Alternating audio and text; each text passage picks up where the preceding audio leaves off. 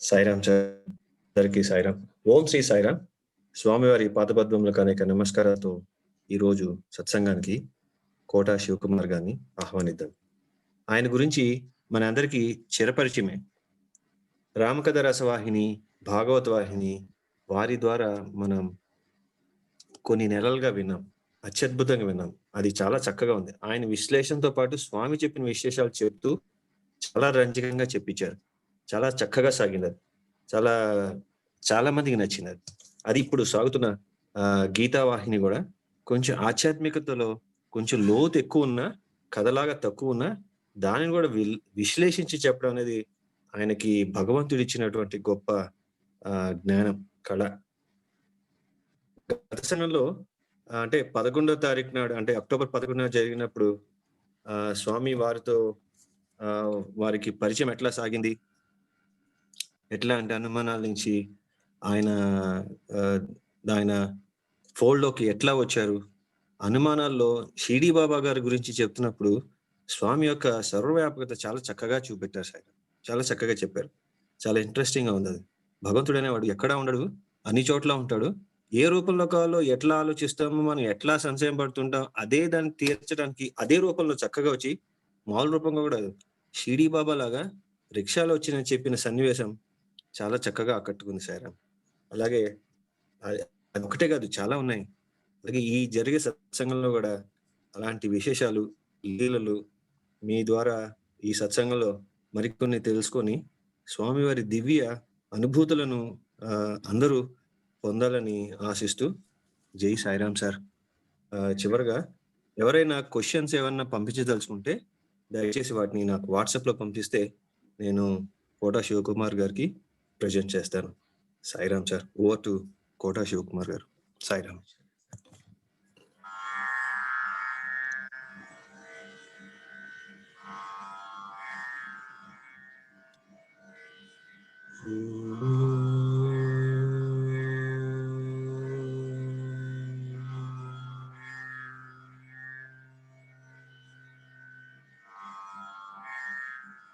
अखण्डमण्डलाकारं व्याप्तं येन चराचरं तत्पदं दर्शितं येन तस्मै श्री गुरवे नमः। अज्ञानतिमिरान्धस्य ज्ञानाञ्जनशलाकया चक्षुरुन्मीलितं येन तस्मै श्री गुरवे नमः।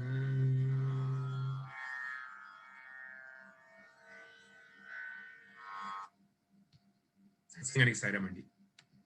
మనము క్రితం వారంలో అనుభవాల పరంగా కొన్ని చెప్పుకున్నాము. ఈసారి దాన్నే కంటిన్యూ చేద్దామండి. అయితే నాకు స్క్రీన్ షేరింగ్ అవైలబుల్ చేస్తే నేను ఒక పీపీటీ ఉంచుతాను, కొన్ని పిక్చర్స్, ఫోటోస్ అవి అందరు చూడడానికి. సాయిరామ్ సార్, చేయొచ్చు సార్, స్క్రీన్ షేర్ చేయొచ్చు.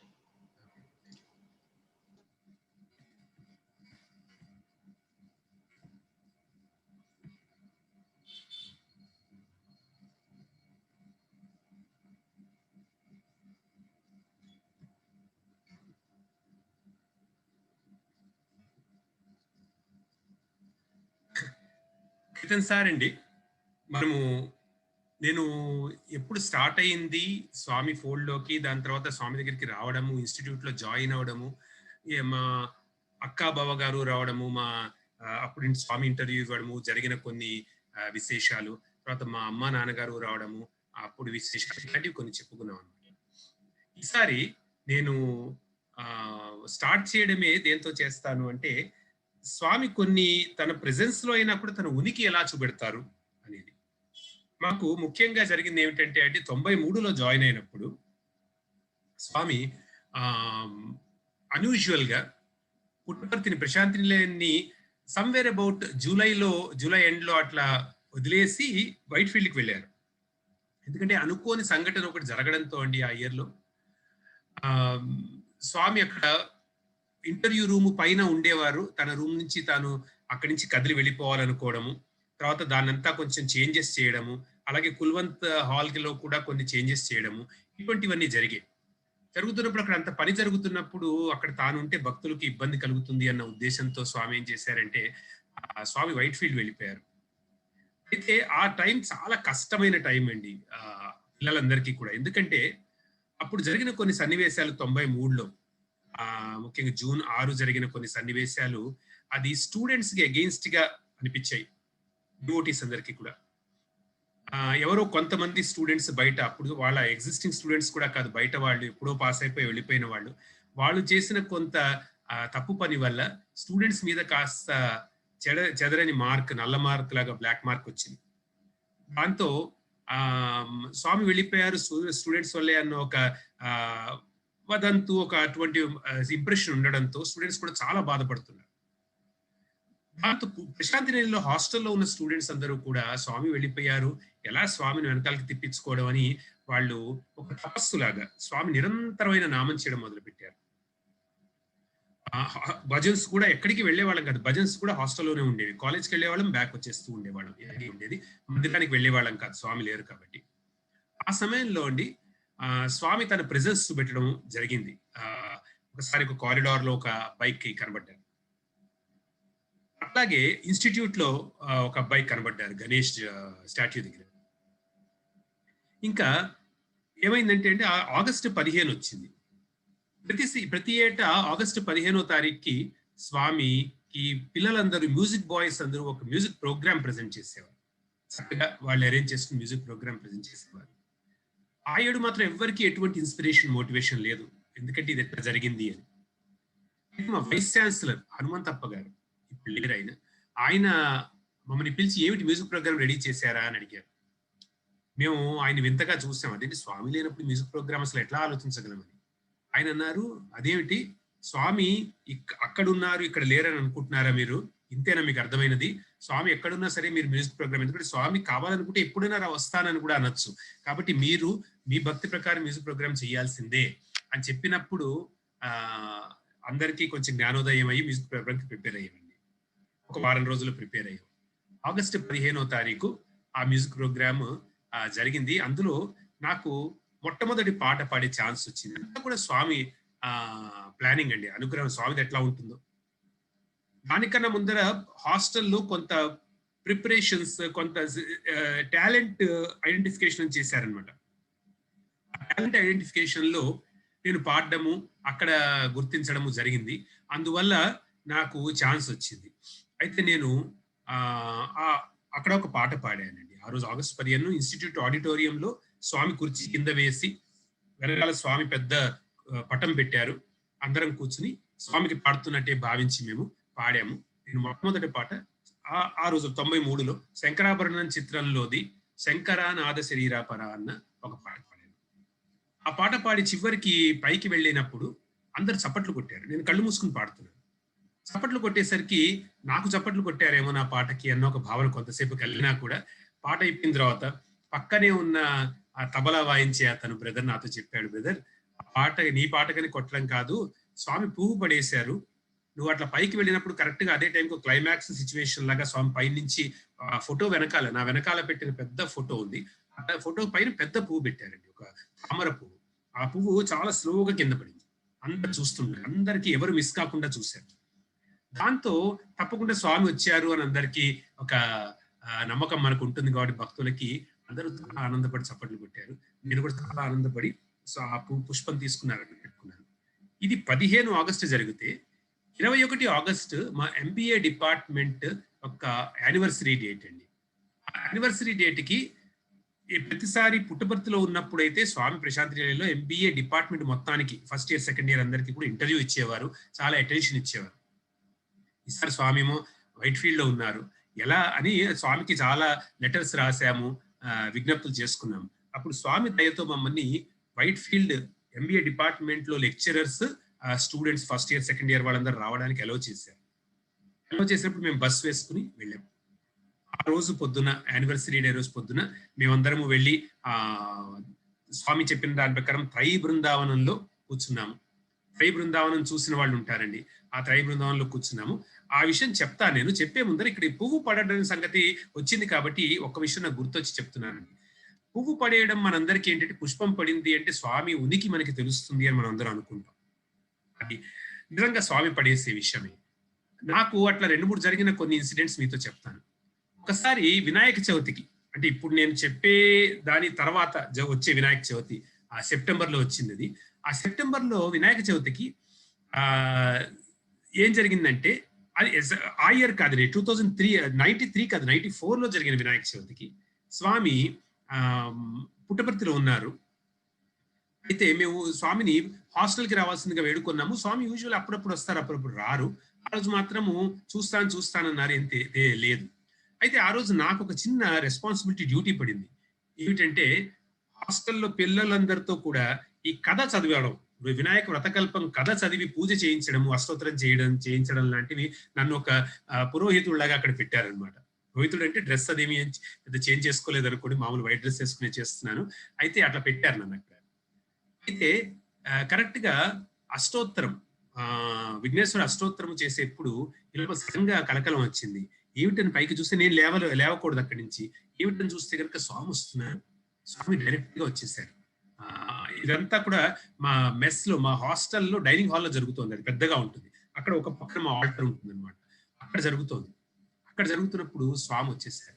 స్వామి వచ్చేసి స్వామికి మనం వేసే కుర్చీలో డైరెక్ట్ గా వచ్చి కూర్చుంటే నాకు అప్పుడు అష్టోత్తరం చేస్తూ డైరెక్ట్ గా స్వామి పాదాలపైన అష్టోత్తరం చేస్తూ పూలు వేసే ఒక ఆపర్చునిటీ దొరికింది.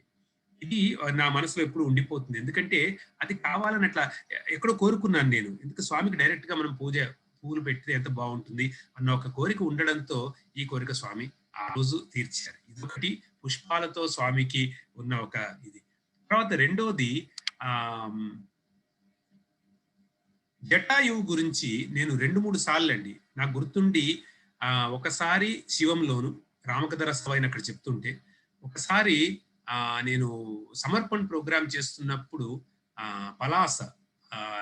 పలాసలో కానీ శ్రీకాకుళంలో కానీ నాకు గుర్తులేదండి, అక్కడ చెప్తున్నప్పుడు జటాయువు గురించి ఎప్పుడు చెప్పినా జటాయువు చేసిన గొప్ప సేవ, ఎలా తన ప్రాణం కూడా ఒడ్డి ఏ విధంగా తాను సేవ చేసింది అన్న విషయం చెప్తున్నప్పుడు స్వామి టంచంగా భూపడేసేవారు ఎప్పుడు.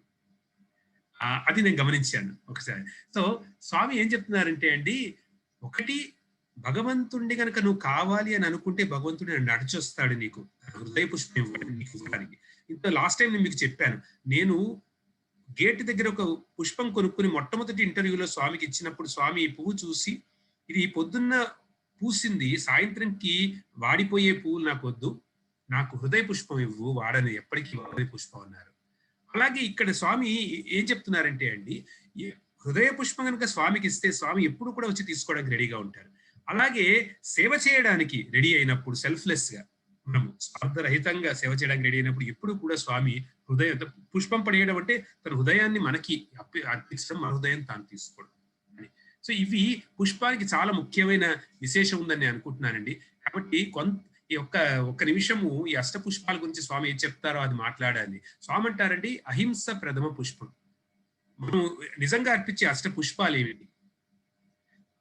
సుప్రభాతంలో మనము ఆదాయ దివ్య కుసుమాని మనోహరాణి అంటాం. ఆదాయ అంటే కలెక్ట్ చేసుకున్నాను స్వామి, నేను తెచ్చి పెట్టుకున్నాను. దివ్య కుసుమాని ఏమిటండి? దివ్య కుసుమాలు పొద్దున్న పూచి సాయంత్రంకి వాడే పుష్పాలు దివ్య కుసుమాలు ఎట్లా అవుతాయి? మనం ఎవరు కూడా దివ్య కుసుమాలు అసలు కోయట్లేదే స్వామికి ఇవ్వడానికి. మరి ఏది దివ్య కుసుమం అంటే ఈ అష్ట పుష్పాలు అండి. అంటే రోజు మన సుప్రభాతంలో ఏం చెప్పుకోవాలంటే స్వామికి, స్వామి అష్ట పుష్పాలు నేను ప్రయత్నించి సంపాదిస్తాను పురుషార్థంలాగా, వీటిని మీ పాదాల దగ్గర ఉంచుతాను. శ్రీపాద పూజన విధిం భవదంగ్రి మూలి, ఈ పుష్పాలతో పూజ చేస్తాను స్వామి. ఏమిటా పుష్పాలు అంటే, అహింస ప్రథమ పుష్పం, ఇంద్రియ నిగ్రహం రెండో పుష్పం, సర్వభూత దయా పుష్పం, క్షమా పుష్పం విశేషత, జ్ఞాన పుష్పం, తప పుష్పం, శాంతి పుష్పం, సత్యం. ఈ విధంగా అష్ట పుష్పాలు విష్ణువుకి చాలా ప్రీతికరం అని చెప్తారండి. కాబట్టి అష్ట పుష్పాలు మనము స్వామికి ఇవ్వడం అనేది ఇంద్రియ నిగ్రహము, అహింస, సర్వభూత దయ, క్షమ, జ్ఞానము, తపస్సు, శాంతి, సత్యం. వీటిపైన మనము తర్వాత ఎప్పుడన్నా మనం స్టడీ సర్కిల్ చెప్పుకోవచ్చు అండి డీటెయిల్ గా. అయితే ఈ అష్ట పుష్పాలు నాకు గుర్తొస్తాయి. సరే, ఈ త్రయీ బృందావనంలోకి వెళ్ళిపోయాం, మేమందరం అక్కడ కూర్చున్నాం. త్రయీ బృందావనం గురించి మీలో చాలా మంది వెళ్ళుండొచ్చు అక్కడికి. అక్కడ ఇట్లా ఉంటుంది. అయితే కొంతమంది ఎవరైనా వెళ్ళుండకపోతే వాళ్ళ కోసం అని నేను మీకు పిక్చర్ ఇస్తున్నాను. బృందావనం ఉంది. ఇక్కడ నుంచి ఇట్లా స్టూడెంట్స్ అంతా లోపలికి వెళ్ళిన తర్వాత ఇక్కడ రౌండ్ హాల్ ఉంటుందండి. ఈ రౌండ్ హాల్లో ఈ పోర్షన్ లో ముందర పోర్షన్ లో ఇక్కడ స్వామి జూలా ఉంటుంది. ఇది ఇట్లా ఉంటుంది, సెమీ సర్కిల్ లాగా ఉంటుంది అనుకోండి. సెమీ సర్కిల్ కూడా పూర్తిగా కాదు. ఆ దీంట్లో స్వామి ఇక్కడ జూలాలో కూర్చునేవారు. స్టూడెంట్స్ ఫ్యాకల్టీ విఐపీస్ అంతా ఇట్లా కూర్చునేవారు. వచ్చి ఇటు వెనకాల ఉన్న వాళ్ళకి అంత క్లియర్ గా కనబడుతుంది, ఇక్కడ ఉన్న వాళ్ళకి కనబడుతుంది అనమాట. అలా ఉంటుంది అనమాట. చాలా చక్కగా ఇలాంటి జూలాలో స్వామి కూర్చునేవారు. సో స్వామి ఫస్ట్ స్టూడెంట్స్ వాళ్ళందరూ కూర్చుంటే తన లోపల డివోటీస్ ని బయట నుంచి ఇంటర్వ్యూకి తీసుకెళ్లి వాళ్ళని పంపించేసిన తర్వాత లోపలికి వచ్చేవారు. అలా లోపలికి వచ్చారు. బయట డివోటీస్ పంపించేసి ఇంటర్వ్యూ నుంచి లోపలికి వచ్చారు. లోపలికి వస్తూనే స్వామి వచ్చి ఇక్కడ ముందర నుంచున్నారు. ఈ దీనిపైన కూడా జూలా పైన కూర్చోలేదు, ఇంకా నుంచున్నారు అంతే. నుంచుని స్వామి పిల్లలతో మాట్లాడడం మొదలుపెట్టారు. పిల్లలతో మొట్టమొదట అన్నారు, పిల్లలు ఎలా ఉన్నారు, ప్రశాంతి నిలయంలో అందరు అన్నారు. అంటే స్వామి వీఆర్ వెరీ సాడ్ స్వామి, మీరు లేరు, అందుకని మీరు వచ్చేంత వరకు మాకు హ్యాపీనెస్ ఉండదు, మీరు రావాలి ప్లీజ్ రండి అని అట్లా అంటుంటే స్వామి అన్నారు, నేను రాకపోవడం ఏంటి, నేను ఎక్కడున్నాను, నేను అన్ని చోట్ల ఉన్నాను అన్నారు. అంటే వైస్ ఛాన్సలర్ గారి ద్వారా స్వామి చెప్పిన మాట మళ్ళీ ఇక్కడ స్వామి చెప్పారు, నేను అన్ని చోట్ల ఉన్నాను, ఎప్పుడు ఉన్నాను అన్నారు. అట్లా స్వామి మీరు ఇక్కడికి రావాలి ఫిజికల్ గా అట్లా అంటే స్వామి అన్నారు, నేను వచ్చాను కూడా అన్నారు. స్వామి వచ్చాను అంటే ఎప్పుడు అని ఆలోచిస్తుంటే స్వామి చెప్పారు, 3 సార్లు వచ్చాను అన్నారు. మొట్టమొదటిసారి నేను హాస్టల్లో సాయంత్రం మీరంతా భజన చేస్తున్నప్పుడు వచ్చాను, కారిడార్ లో నన్ను ఒక స్టూడెంట్ చూశాడు, మీతో అంతంత చెప్పాడు, గుర్తుందే అన్నారు. ఇవన్నీ చెప్తున్నప్పుడు స్వామికి ఒక పిల్లవాడిలాగా స్వామికి అంత ఎక్సైట్మెంట్ అనమాట. తర్వాత రెండోసారి నేను కాలేజీలో గణేష్ స్టాట్యూ దగ్గర కనబడ్డాను, ఒక పిల్లవాడు చూశాడు నన్ను, మీరెవరు కూడా నమ్మలేదు, గుర్తుందే అన్నారు. తర్వాత మూడోసారి ఇన్స్టిట్యూట్ లో ఆగస్టు 15 రోజు ప్రోగ్రామ్ అవుతున్నప్పుడు ఇగో శివకుమార్ నన్ను చూపెట్టారు. శివకుమార్ పాట పాడుతున్నప్పుడు పువ్వు పడేశాను, చూసారా ఆ పువ్వు ఎవరు పడేశారు అనుకున్నారు, నేనే పడేశాను అన్నారు. సో నాకు ఒళ్ళు జల్లుమంది. ఎందుకంటే మొట్టమొదట స్వామి దీన్ని కన్ఫర్మ్ చేయడం నేను వచ్చానని. రెండోది ఏమిటంటే మన పేరు స్వామి నోటితో చెప్పినప్పుడు మనకు అంత ఆనందం కలుగుతుంది. కాబట్టి స్వామి నేనే వచ్చాను అంటే, ఇంతవరకు స్వామి పడేశారని మనకి తెలిసినా కూడా స్వామి తన నోటితో కన్ఫర్మ్ చేసినప్పుడు మనకు అంత ఆనందం కలుగుతుంది. కన్ఫర్మ్ చేశారు, పువ్వు నేను పడేశాను. కానీ అంతతో స్వామి ఆగలేదండి. స్వామి అన్నారు నాకు చూసి, ఏది ఆ పాట మళ్ళీ పాడు అన్నారు. ఇంకా స్వామి జూలాలో కూర్చోలేదు కూడా, ఉంచునే ఉన్నారు. ఆ రోజు మళ్ళీ ఆ పాట పాడానండి. నేను పాడినప్పుడు నాకు గ్రేటెస్ట్ ఎక్స్పీరియన్స్ స్వామి దగ్గర పాడడంలో ఆ రోజు కలిగింది. ఎందుకంటే ఈ పాట అంత ముందు పాడాను, నేను మామూలుగా పాడతానండి, average singer, less than average singer. ఆ పాట పాడాను, కానీ ఆ రోజు స్వామి అడిగినప్పుడు పాడమండము, మరి స్వామి పాడించిన విశేషం ఏమిటో, కానీ ప్రతి మాట ఆ పాటలోది ఎంజాయ్ చేస్తూ, ఆ భావం ఎంజాయ్ చేస్తూ, ఆ మాటలన్నీ కూడా స్వామి కోసమే రాసినట్టు, పాట మొత్తం స్వామికి రాసినట్టు నాకు ఆ రోజు అర్థమైందండి ఆ పాట. ఎందుకంటే ప్రతి మాటలోనూ స్వామి ఎదురుకుండా నుంచున్న స్వామికి అందులో అప్లై అవుతుంది. మీకు అందరికీ అర్థం కావడం కోసం అని అందులో కొన్ని పార్ట్స్ మాత్రం మీకు వినిపిస్తాను. ఎట్లా స్వామి నుంచున్నారు, నేను పాట పాడుతున్నాను, ఎదురుకుండా శంకరుడు, ఇదే కైలాసం, ఆ త్రై బృందావని కైలాసం లాగా నాకు అనిపిస్తుంది. నేను స్వామిని చూస్తూ పాడుతున్నాను, స్వామి నన్నే చూస్తున్నారు, అట్లా మైమరిలో ఉన్నారు స్వామి, కళ్ళు మూసుకుంటున్నారు, ఇట్లా చెయ్యి అంటున్నారు, ఇన్ని జరుగుతున్నాయి అక్కడ ఒకేసారి.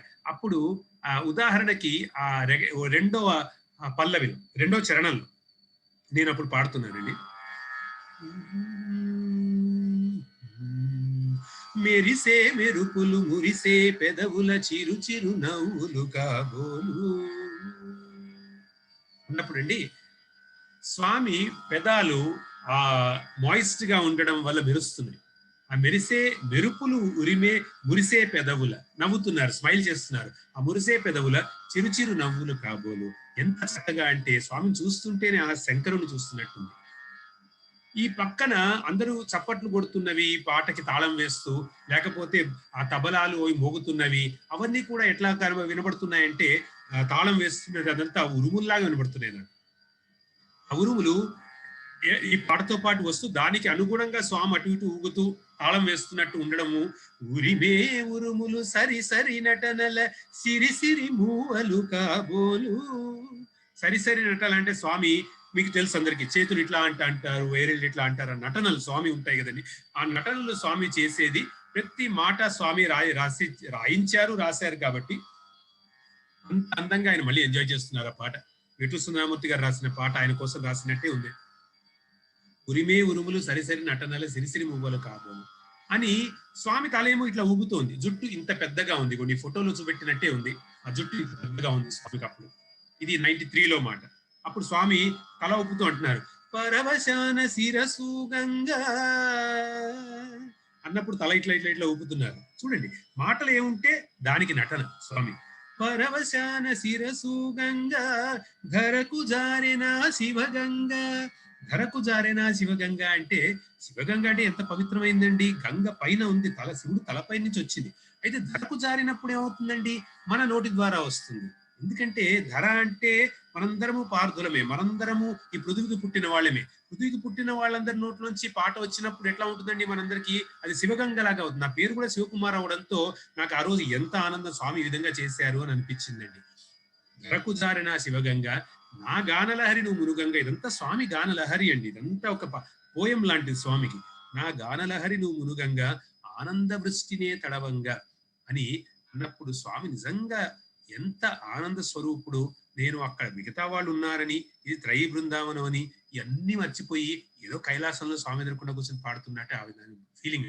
అంత ఎంజాయ్ చేశాను అంటే ఎప్పుడు కూడా పాడుతూ అంత ఎంజాయ్ నేను చేయలేదు. అది స్వామి అనుగ్రహం అలా చేశారు. చేసినప్పుడు ఆ పాటంతా అయిన తర్వాత చివరికి పైకి వెళ్ళేది అంత ఆ నోట్ సరిగ్గా పాడలేదు నేను. దాంతో స్వామి బాగుంది అని చివరికి కొంచెం పైకి తీసుకెళ్ళాలి అని ఇంప్రూవ్మెంట్ సజెస్ట్ చేశారు. సజెస్ట్ చేసిన తర్వాత ఇంకో పాట పాడు అన్నారు. ఇంకో పాట పాడు అన్నప్పుడు నేను బంటు రీతి కొలువు ఇయ్యవయ్య రామ పాడాను. అది కూడా స్వామి పూర్తిగా విన్నారు. విని తర్వాత ఇంకొక పాట పాడు అన్నారు. దీనికి నేను రెడీగా లేనండి. ఎందుకంటే స్వామి అడిగితే ఏ పాట పాడాలి నాకు తెలియలేదు, రెడీగా లేను. అప్పుడు వెంటనే గుర్తుకొచ్చింది రామదాస్ కీర్తన పాడాను అనమాట. ఆ కీర్తన కూడా మీకు కొంత పాడి వినిపిస్తాను.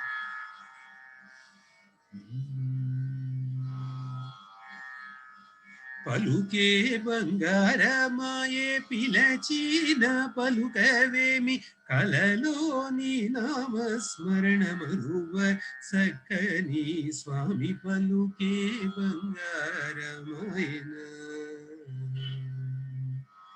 ఎంత వేడిన గాని సుంతైన గయరాదు పంతము సేయనేనంతటి వాడను తండ్రి పలుకే బంగారమైన. శరణాగత త్రాణ బిరుదాంకితుడవుగావ కరుణ్యూచు భద్రాచలవర రామదాస పోష పలుకే బంగారమైన. కోదండ పాణి పలుకే బంగారమైన. ఈ పాట పాడానండి. పాడేసరికి అందరూ నాకు కోపంగా చూస్తున్నారు. నాకు అర్థం కాలేదు ఎందుకు కోపంగా చూస్తున్నారు. లోపల స్వామి కూర్చున్నారు, ఆ జూలా పైన కూర్చుని చక్కగా ఊగుతున్నారు. ఊగుతూ స్వామి నా వైపు చూసి పలుకేమీ బంగారం కాలేదు బంగారు అన్నారు. అప్పుడు అర్థమైందండి నాకు. ఎందుకంటే ఎదురుకుండా ఉండి మాట్లాడుతూ మనతో పాట పాడమంటూ ఇంత ఆపర్చునిటీ, ఇంత అవకాశం ఇస్తున్నప్పుడు పలుకే బంగారం ఆయన అని అండము ఆయనకి చెల్లిందండి రామదాసుకి. ఎందుకంటే ఆయన పడ్డ కష్టాలు వేరు, ఆయన ఉన్న పరిస్థితులు వేరు, మహానుభావుడు. అందుకని ఆయనకి యుగానికి ఒకసారి కూడా సాక్షాత్కరించని అవతారాన్ని త్యాగరాజు, రామదాసు లాంటి మహాభక్తులందరూ వారు సాక్షాత్కరింపజేసుకున్నారు. వారిది అటువంటి భక్తి. ఇప్పుడు నాలాంటి వాళ్ళు, నాలాంటి అల్పమైన భక్తుడు ఎదురుకుండా ఉన్నా కూడా ఏం పాడుతున్నాను అనేది అర్థం చేసుకోకుండా స్వామి ఎదురుకుండా ఉన్నప్పుడు పలుకే బంగారం ఆయన అని పాడటం అప్రస్తుతం అంటామండి. దాన్ని అప్రస్తుతం, ఆ విధంగా చేయకూడదు. కానీ అందుకని ఎందుకు చెప్తున్నానంటే, మనం చేసే తప్పులు మైండ్లెస్ గా మనం చేస్తున్నవి మనం చాలా జాగ్రత్తగా ఉండాలండి. భజనలు పాడేటప్పుడు కూడా మనకి ఆనందంగా ఉందనుకోండి, నిజంగా స్వామి మనకి ఆనందము, మనకి చక్కగా చూసుకుంటున్నారు, అన్ని చూసుకుంటున్నారు. అప్పుడు మనము చాలా బాధగా ఎందుకు స్వామితో భజనలు పాడాలి, ఆయనకి ఎందుకు ఆ బాధ కలిగించడం కూడా మనము స్వామి బేడా పారకరు అని విధంగా ఎందుకు మనం ఆనందం వ్యక్తం చేయొచ్చు. స్వామికి భజనల ద్వారా ఎన్నో భజన్స్ ఉన్నాయి అటువంటివి. లేదా నామ సంకీర్తన చేయొచ్చు, గుణ సంకీర్తన చేయొచ్చు. ఈ విధంగా ఆలోచించి చేసేది. ప్రతిసారి ఏది అర్పించినా, భజన అర్పించినా మనము నామావళి అర్పించినా కూడా అది ఫ్రెష్ గా స్వామికి అర్పిస్తున్న భావన మనలో ఉండడం మోస్ట్ ముఖ్యమని నాకు ఆ రోజు అర్థమైందండి. స్వామి అన్నారు, పలుకేమి బంగారం కాలేదు బంగారు, నీవు సాయి అని పిలిస్తే నేను ఓయి అని పలుకుతాను, నువ్వు పిలవాలంతే అన్నారు. ఇది మోస్ట్ ఇంపార్టెంట్ లెసన్ అంటానండి నేను మనందరికీ. ఎందుకంటే ఆయన పలకడానికి ఓయి అని పలకడానికి రెడీగా ఉన్నారట, మనం పిలవనే తరువాయి అంటున్నారు. అంటే మనం పిలవలేకపోతున్నాము. మరి స్వామి మనం రోజుకి ఇన్నిసార్లు సాయి సాయి అంటున్నాము, రోజుకి ఇన్నిసార్లు స్వామి అంటున్నాం కదా అని అంటున్నావు, బానే ఉంది, దాని వెనకాల హృదయం ఎక్కడుంది అని స్వామి అడుగుతారండి. దాని వెనకాల నీ హృదయం ఉందా? హృదయం లేక పిలుస్తే, ద్రౌపది పిలుస్తేనే ఆయన రాలేకపోయారండి. హృదయవాసి అన్నప్పుడు మాత్రమే వచ్చారు ఆయన అని చెప్తారు స్వామి. కాబట్టి ఇంకా మనము ఎట్లా పిలవాలి అంటే ద్రౌపది మీతో కంపేర్ చేయడం అంటే అర్థం ఏంటంటే అండి, వీడు మహా పవిత్రుడు, స్వామిని అతి దగ్గరగా జీవితాంతం పెట్టుకున్నవాళ్ళు పాండవులు, ద్రౌపది వీరంతా. కాబట్టి వారికే ఆ కరెక్ట్ హార్ట్ ని కనుక తీసుకురాకపోతే వారు కృష్ణుణ్ణి దగ్గరికి తీసుకోలేకపోయారు. అటువంటిప్పుడు మనం అంత తొందరగా తేలిగ్గా మనం స్వామి అట్లా మనకు వచ్చేస్తారనుకోవడం కూడా కరెక్ట్ కాదండి. భజన పాడిన, నామావళి పాడిన ఆ హృదయం దాని వెనకాల, ప్రతి నామం వెనకాల పెట్టి పాడడము మోస్ట్ ఇంపార్టెంట్ అనేది అర్థమైందండి. ఎందుకంటే నాద బ్రహ్మ స్వామి, చూడండి నాద బ్రహ్మ అని ఎందుకంటామంటే, అంటే ఇక్కడ బ్రహ్మ అంటే చతుర్ముఖ బ్రహ్మ అని కాదండి. చతుర్ముఖ బ్రహ్మ వేరు. నాద బ్రహ్మ అంటే అతి పెద్దది. నాద బ్రహ్మ అని ఎవరిని అంటారండి? నాదంలో అతి హైయెస్ట్ లెవెల్ అన్నమాట నాద బ్రహ్మ అంటే. నాద బ్రహ్మ జగన్నాథ అని మనం హారతిలో అంటూ ఉంటాం. ఆ మాటలే నేను పెట్టాను, జగన్నాథ అని. జగత్తు మొత్తానికి నాదము, జగత్తంతా నిండి ఉన్నది నాదము. జగన్నాథ అంటే ఎంత బాగా రాశారు చూడండి, నాద బ్రహ్మ జగన్నాథ. ఈ బ్రహ్మమే గనక జగత్తుగా అయిపోతే నాదము నాథుడు అయ్యాడు ఈ జగత్తు, ఆ విధంగా చెప్పుకోవాలి మనం. కాబట్టి జగన్నాథ అని స్వామిని పిలిచినప్పుడు ఆయనకి ఎంత బ్యూటిఫుల్ పాట ఒకటి నాకు ఒక భావం నచ్చుతుందంటే, శోభారాజు గారు పాట రాశారు. మీకు తెలుసు, అన్నమాచార్య ప్రాజెక్ట్స్ లో చాలా గొప్ప పేరుంది శోభారాజు గారు. ఆవిడ స్వామితో పాట రాశారు. అది నాకు చాలా ఇష్టం. ఎందుకంటే అందులో భావం ఆవిడే రాసి, ఆవిడే ట్యూన్ చేశారు, ఆవిడ స్వామి ఎదురుకుండా పాడారు. స్వామికి కూడా అంత నచ్చింది అది. అందులో భావం మీ ఎదురుకుండా మీకు చెప్తాను చూడండి ఎంత బాగుంటుందో. స్వామి నీ పాట పాడుతాను, విని నన్ను మన్నించమన్నాను. స్వామి ఎంతో ముచ్చటపడి అన్నారు, చాలా సంతోషం బంగారు. పదే పదే అదే మాట మూగింది ఎదలో, పాటై సాగింది నా సాయి సన్నిధిలో అని పాడుతున్న పాటలో మిగతా అన్ని మాటలు నాకు రావండి. ఒక చోట ఆవిడ అంటారు, ఆ మహాగాయకునికి నా పాట ఎంత, ఆ మహాగాయకునికి నా పాట ఎంత, ఎంతైనా తనయ ముద్దు మాట, తండ్రికి మమత పాద నమస్కారమునే కోరగన్నారు, చేసుకో చేసుకో బంగారు. పదే పదే అదే మాట మూగింది ఎదలో, పాటై సాగింది నా సాయి సన్నిధిలో. స్వామి మీ పాట పాడుతాను, విని నన్ను మన్నించమన్నాను. సాయి ఎంతో ముచ్చటపడి అన్నారు, చాలా సంతోషం బంగారు.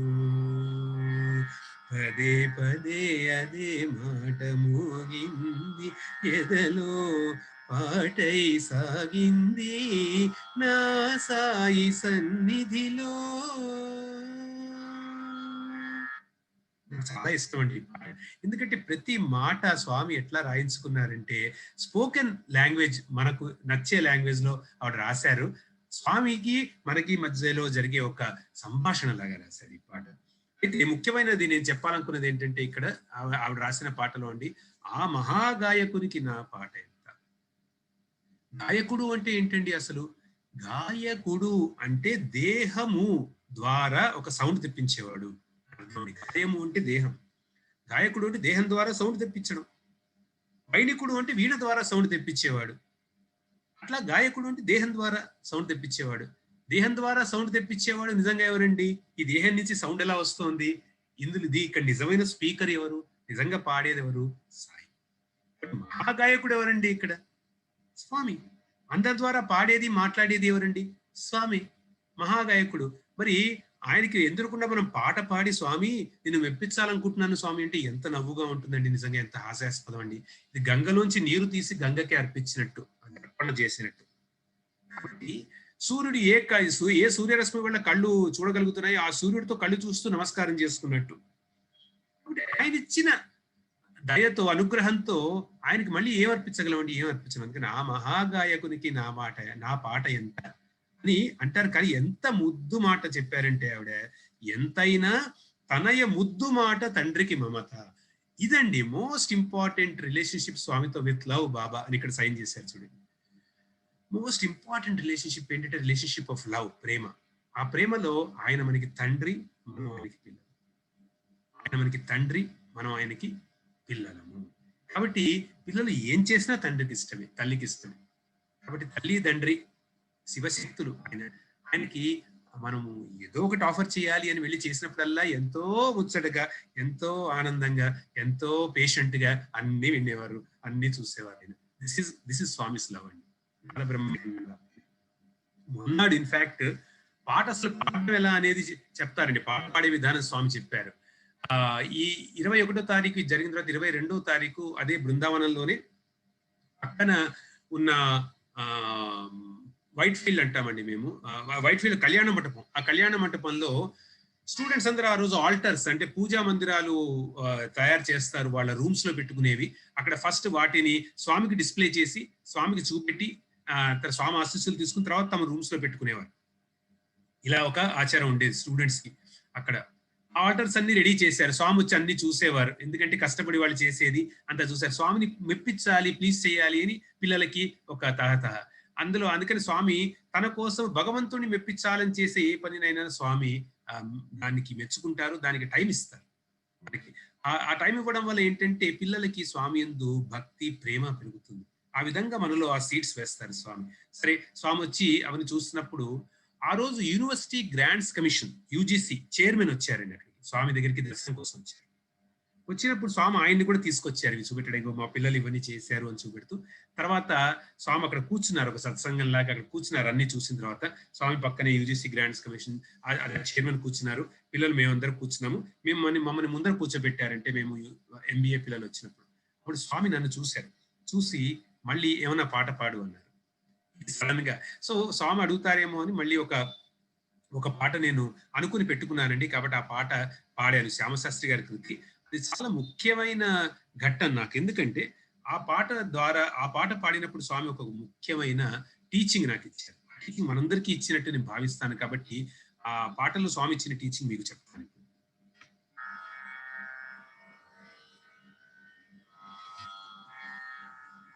అమ్మవారి మీద శ్యామశాస్త్రి గారు రాసిన పాట, శ్రీరాగంలో ఉంది. కరుణ చూడు నిన్ను నమ్మిన వాడు గదా, కరుణ చూడు నిన్ను నమ్మిన వాడు గదా, ఇంత పరాకేల అమ్మా కరుణ చూడు నిన్ను నమ్మిన వాడు కదా, ఇంత పరాకేల అమ్మా కరుణ చూడు నిన్ను నమ్మిన వాడు కదా, నమ్మిన వాడు కదా.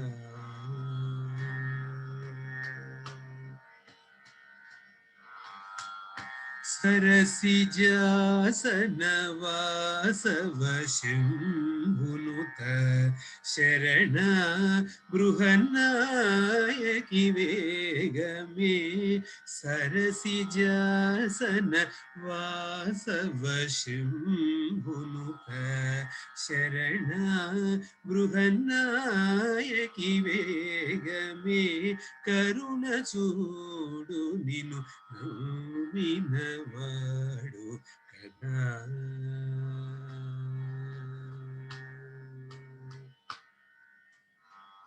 శ్యామకృష్ణ పరిపాలిని శూలిని సామజగమనా కుందరదనా శ్యామకృష్ణ పరిపాలిని శూలిని సామజగమనా కుందరదనా తామసంబికను సేయకన పరితా అని ఇట్లా రాగం తీస్తున్నారండి. అక్కడ రాగం తీస్తుంటే ఆపేశారు స్వామి. ఎందుకంటే స్వామి ఒకసారి ఆపిన తర్వాత దాన్ని కంటిన్యూ చేయకూడదు, అందుకని నేను ఇక్కడ చేయట్లేదు. ఆపేశారు స్వామి. ఆపేసి ఎందుకంత రాగం తీస్తున్నావు అన్నాడు. అంటే నేను కొంచెం కన్ఫ్యూజ్ అయ్యాను. స్వామి ఆ పాటలో అలాగే ఉందంటే కాదు, ఆ పాటలో అట్లా లేదు అన్నారు స్వామి. శ్యామశాసి పాడినప్పుడు విన్న అమ్మవారండి ఆయన, కాబట్టి ఆయనకి తెలియకుండా ఉంటుందే, అలా లేదన్నారు. అంటే మరి స్వామిని ఇట్లాగే విన్నాను స్వామి, ఆ విన్న పాట అట్లా పాడుతున్నాను నేను అంటే అలా లేదది. కాబట్టి అంత రాగం ఎందుకు తీయడము అవసరం లేకుండా, కొంచెం దీర్ఘం ఉన్న చోట కొంతమే తీయాలి, ఎక్కువ తీయకూడదు అని. రాగం ఎక్కువ అవుతే రోగం వస్తుంది. మోస్ట్ ఇంపార్టెంట్ రాగము అంటే రెండు అర్థాలు ఉన్నాయండి. పాటలో రాగం అంటే రాగం తీయడం దాన్ని, తర్వాత రాగము అంటే ఒక ట్యూన్ అనమాట. రాగం అంటే మెలోడీ. కానీ రాగము అంటే ఆధ్యాత్మికంగా చూసుకుంటే అటాచ్మెంట్. రాగము ద్వేషాలు అంటారు. రాగము ఎక్కువ అయితే రోగం వస్తుంది. అంటే అర్థం ఏంటండి? ఇఫ్ అటాచ్మెంట్ పెరిగితే గనక, దేనికన్నా అటాచ్మెంట్ పెరిగితే, అంటే ఒక పాట పాడుతున్నాం అనుకోండి, ఈ పాట నేను ఇంత చాలా చక్కగా పాడాలి, ఈ పాట నేను పాడి ఇక్కడ రాగం ఆ విధంగా తీస్తే కనుక అందరూ ఆహా ఎంత బాగా రాగం తీసావు అనుకోవాలి అని ఇటువంటి, లేకపోతే ఆ రాగం ఇష్టం ఉండి రాగం తీయడము, ఇవన్నీ కూడా అటాచ్మెంట్ కి సంబంధించినవి, మనస్సుకు సంబంధించినవి స్వామి మనకు చెప్తున్నట్టు అనిపిస్తుంది. కాబట్టి రాగం ఎక్కువ అయితే రోగం అవుతుంది. రాగం తీస్తే తప్పు ఉందని కాదండి. ఇప్పుడు కొంతమంది చాలా చక్కగా తీస్తారు. స్వామి మీద మన దృష్టి ఉండి భజనలలో దాంట్లో మంచి రాగం తీసినా కూడా బాగుంటుంది దృష్టి ఉన్నప్పుడు. అలా కాకుండా నేను 10 మందికి వినిపించి ఇంత బాగా పాడగలుగుతున్నాను అని తీసే రాగాలు అవి రోగాలకి దారితీస్తాయి. ఇది గుర్తుపెట్టుకోవాలి. అనవసరంగా అవసరం లేని చోట్ల రాగం తీయకూడదు. ఇక్కడ ఏమిటండి? తామసంబికను లేక చేయక నా పరితాపములను, తా అనేది ఒక దీర్ఘం ఉంది, అంటే 2 అక్షరాలు రావాలి. మాక్సిమం బీట్ లో తాళంలో 2 అక్షరాలు రావాలంతే. నేను తా అని తాగుతున్నాను అనుకోండి, అంత అవసరం ఏముంది అని స్వామి అన్నారు. అని స్వామి మళ్ళీ పాడు అన్నారు. మళ్ళీ పాడు అంటే నేను చిన్న అడ్జస్ట్మెంట్, స్వామి అనుగ్రహించి ఆయన అప్పుడు ఆలోచన ఇచ్చారు కాబట్టి చిన్న అడ్జస్ట్మెంట్ చేసి అంత దీర్ఘం తీసే బదులు ఒక 2 అక్షరాలు దాంట్లో చేర్చి పాడాను. అప్పుడు సరిపోయింది. ఎలా పాడానంటే అండి, తామసంబికను సేయకన పరితాపములను ఇక పరిహరించి అని అన్నానండి. తామసంబికను సేక నా పరితాపములు ఇక అన్న 2 పదాలు చేర్చడం వల్ల మొత్తం సరిపోయింది. సరే, నేను సంగీతం ఇది ఈ కీర్తన ఒక గురువు ద్వారా నేర్చుకోలేదు కాబట్టి అప్పటికి నాకు తోచినట్టు ఇక అని పెట్టాను. అది మారలేదు భావం. నిజంగా మరి శ్యామశాస్త్రి గారు ఎట్లా రాశారో, ఆయన ఎట్లా పాడారో ఆయనకే తెలియాలి, స్వామి విన్నారని. కాబట్టి దీని ద్వారా నాకు ఆ రోజు తెలిసింది ఏంటంటే, పాట పాడే విధానంలో ఏంటంటే అయితే ఎక్కడా కూడా ఎంత రాగం తీయాలో అంతే రాగం, ఎంత భావం తీసుకురావాలో అంతే భావం, ఎంత తాళం వరకు ప్రాధాన్యత ఇవ్వాలో అంతే తాళము. ఈ విధంగా చేసేదే భరతమైన సంగీతము. అంటే భారత అంటే ఏంటండి? భా అంటే భావం, రా అంటే రాగం, తా అంటే తాళం అని స్వామి చెప్పారు. భరత సంగీతము అంటే ఏమిటి? భారతీయ సంగీతం అంటే ఏమిటండి? భగవంతి భావరాగ తాళాలు 3 సమంగా కూర్చేది. భావరాగ తాళాలు అంటే త్యాగరాజ స్వామి పాడినటువంటి పాటలు అన్నమాట. ఇటువంటివి ఎందుకు భగవంతుడికి ఇష్టం? భరత అంటే భగవంతుని యందు రతి కలిగించడం అని కూడా అవుతుంది. భగవంతుని యందు రతి అంటే భగవంతుని యందు ప్రేమ కలిగిస్తాయి ఈ పాటలు. భగవంతునికి మన ఎందుకు కూడా ప్రేమ ఇనుబడింపజేస్తాయి. భగవంతుడితో కనెక్ట్ కుదురుతుంది మనకి ఇది పాడడం వల్ల. అందువల్ల చాలా ఇష్టం అండి స్వామికి ఇటువంటి పాట పాడడం, ఇటువంటి పాటలు పాడడము. కాకపోతే హృదయం మనం అంకితం చేసుకుని పాడితే మనం ఒక్కళ్ళం కూర్చుని మన ఇంట్లో పాడుకున్నా కూడా స్వామి వింటారు. మనకి ఏం ప్రాబ్లం లేదు. 10 మందికి నచ్చే విధంగా పాడాలని రూల్ ఏం లేదండి. మనం అందరికీ అటువంటి పాట రావచ్చు, రాకపోవచ్చు. పాట రాని వాళ్ళకి స్వామి ఎట్లా పాడుకుంటే హృదయం నుంచి మనం ఫోటో ఎదురకుండా పాడుకుంటే స్వామి వింటారండి. తప్పకుండా వింటారు. స్వామికి అర్పణ ఉండాలి. మాటల భావం మీద ఉండాలి. వీలున్నంత వరకు కొంత ప్రాక్టీస్ చేయాలి. అలాగే భజనలకు వెళ్ళి పాడుతున్నప్పుడు రెగ్యులర్ భజన్స్ అయినా కూడా మనం మందిరాల్లో వాటిలో ప్రాక్టీస్ చేసి పాడాలి ఎక్కువ. ఎందుకంటే స్వామి ఎదురకుండా పాడుతున్నట్టే మనం ఫీల్ అవ్వాలి. అది స్వామికి ఇష్టం. అఫ్కోర్స్ అప్పుడు మన ప్రాక్టీస్ అప్పుడప్పుడు చేయకపోయినా కూడా మన హృదయం కనుక దాని వెనకాల పెడితే తప్పకుండా స్వామికి ఇష్టం. ఇది పాట భజన పాడే విధానం అని నాకున్న అనుభవం నుంచి నేను చూసింది ఇదండి. అలాగే స్వామి ఈ విధంగా కొంత స్వామి మొట్టమొదటే స్వామి ఎదురకుండా పాటలు పాడే ఒక ఆపర్చునిటీ ఇచ్చారు కాబట్టి అదే విధంగా స్వామి 2 ఏళ్ళు కూడా స్వామి దగ్గర నాటకాల్లో పార్టిసిపేట్ చేసేది. ఇక్కడ పక్కన కూర్చున్నది స్వామి పక్కన కూర్చున్నది చేపట్టుకుని నేను ఇట్లా ఫస్ట్ ఇయర్ నాటకము చైతన్య మహాప్రభు గురించి ఉంది. అందులో స్వామి నాకు ఒక పాత్ర ఇచ్చారు. ఆ పాత్రలో స్వామి నన్ను చైతన్య మహాప్రభుకి దగ్గర వచ్చే ఒక గురువు గారి లాగా ఒక పండితుడిలాగా ఏదో ఇచ్చారు. అక్కడ కూడా ఒక పాట పాడే ఛాన్స్ ఉంది. అక్కడ మళ్ళీ కరెక్ట్ చేశారండి. రెగ్యులర్ గా నాటకం జరిగే ముందు ఏంటంటే స్వామి పుట్టినరోజుకి నాటకాలు వేసేవాళ్ళు కాబట్టి ఆ నాటకాలు వేసే ముందర స్వామికి రోజు స్వామి పిలవడము, ఎలా అవుతుంది నాటకం అని కనుక్కోవడము, ఆ నాటకంలో పాటలు ఏమన్నా ఉంటే పాటలు పాడమండవు, ఇంటర్వ్యూ రూమ్ లో కూర్చొని పాడమనేవారు. ఏమన్నా ఉన్నప్పుడు కరెక్ట్ చేసేవారు. ఉదాహరణకి నేను ఆ పర్టికులర్ నాటకంలో రాధికా కృష్ణ రాధిక అని దర్బారీ కానడ రాగంలో ఉంటుంది, అది పాడానండి. అది ఎట్లా అనాలి అని స్వామి నేర్పించారు నాకు. అంటే ఎందుకంటే అందులో ఘంటసాల గారు పాడిన విధానంలో రాధిక కృష్ణ రాధిక తవ విరహే కేశవ అని ఉన్నది కనీసం ఒక 4-5 సంగతులు. తవ విరహే కేశవ అట్లా 4-5 సంగతులు ఏ విధంగా వేయాలని స్వామి నేర్పించారండి. స్వామికి అన్ని అంటే అది ఎందుకు అంటే మనకి స్వామి తనకు వచ్చు అని చూపెట్టడం అని కాదండి, అంత టైం మనకి ఇవ్వడము. మనం స్వామి దగ్గర ఎప్పుడో కోరుకుంటే స్వామి మీరు నేర్పిస్తే మీ ద్వారా అంటే స్వామి కూడా నాకు పాట నేర్పించారు అని చెప్పుకోవచ్చు. లేదా అది మనకి మైండ్ లో ఉండిపోతుంది. స్వామికి మనకి నేర్పించడం అదొక ప్రేమ స్వామికి. కాబట్టి అలాంటివి ఇట్లా మాకందరికి చివరి ఇట్లా మరచెంబురు పాత్రలు ఇచ్చారండి. ఎందుకంటే మనకి ఈ పాత్ర ఇవ్వడమే కాకుండా ఈ పాత్ర కూడా ఇస్తున్నాను అని స్వామి జోక్ చేశారు. కాబట్టి ఆ పాత్రలు అలాగే 2వ ఏడు కూడా నేను వల్లభాచార్యులాగా వేసే ఛాన్స్, ఇవన్నీ ఒట్టిగా స్వామి ఛాన్సెస్ మనకి కాకతాళీయంగా జరిగేవి కాదండి. ఏదో ఎందుకంటే ఇప్పుడు ఆ పాటలు మనకి ఎంకరేజ్ చేశారు. ఆ పాటలు ఎంకరేజ్ చేయడం వల్ల, తర్వాత నేను రాయడం ఎంకరేజ్ చేయడం వల్ల, తర్వాత వచ్చి నేను స్వామి మీద కొన్ని ఆల్బమ్స్ చేయడం, స్వామి మీద పాటలు రాయడం, ఇవన్నీ ఎందుకంత అదే లేకపోతే ఎందుకు జరిగింది. తర్వాత త్యాగరాజ కీర్తనలు అంటే నాకు చాలా ఇష్టం కలగడము, అది ఉండిపోవడము, తర్వాత నేను దాని గురించి చెప్తాను మళ్ళీ తర్వాత ఎందుకు అట్లా వచ్చిందని. ఇవన్నీ కూడా స్వామి ఏది కూడా యాక్సిడెంటల్ కాదండి. తర్వాత మన జీవితంలో జరగాల్సిన విషయాలకి ఇవన్నీ పునాదులు స్వామి దగ్గర వేసేవన్నమాట. అది నాకు అప్పుడు అర్థమైంది. ఈ విధంగా స్వామి ఇచ్చిన ఎక్స్పీరియన్సెస్ లో ఇది జరిగింది. 2 ఏళ్లలో కూడా స్వామి దగ్గర పాటలు పాడే ఛాన్స్ నాటకం నుంచి. తర్వాత అండి ఒకసారి స్పోర్ట్స్ మీట్ కి 94లో జరిగిన స్పోర్ట్స్ మీట్ అప్పుడు స్వామి నాకు ఆ స్పోర్ట్స్ మీట్ లో ఒక థీమ్ ఇండియా గురించి థీమ్ చేసినప్పుడు భక్తి అన్న థీమ్ లో నాకు త్యాగరాజ స్వామి వేషం వేసే ఛాన్స్ వచ్చింది. చూడండి అంతా స్వామి మాస్టర్ మైండ్ చేస్తారు.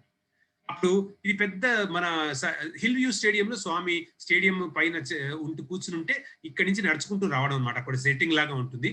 అక్కడ నేను ఒక పాట సంగీత జ్ఞానము ఏదో పాడుకుంటున్న ఆయన ఉంచవృత్తి చేస్తున్నప్పుడు ఎలా భిక్షాటన చేశారు అనేది చూపెడుతూ ఉంటే ఈ లోపల భటులు రావడము, భటులు వచ్చి ఆ నగలు అవన్నీ సరభోజి మహారాజ్ పంపించినవన్నీ నాకు ఇస్తాను అని చెప్తే అవేవి నేను కాదండము, నిధి చాలా సుఖమా రాముని సన్నిధి సేవ సుఖమా అని పాడడము, అది ఆ ఇన్సిడెంట్ డిపిక్ట్ చేశామన్నమాట అక్కడ స్వామి ఎదురకుండా. స్వామి చాలా సంతోషించారు.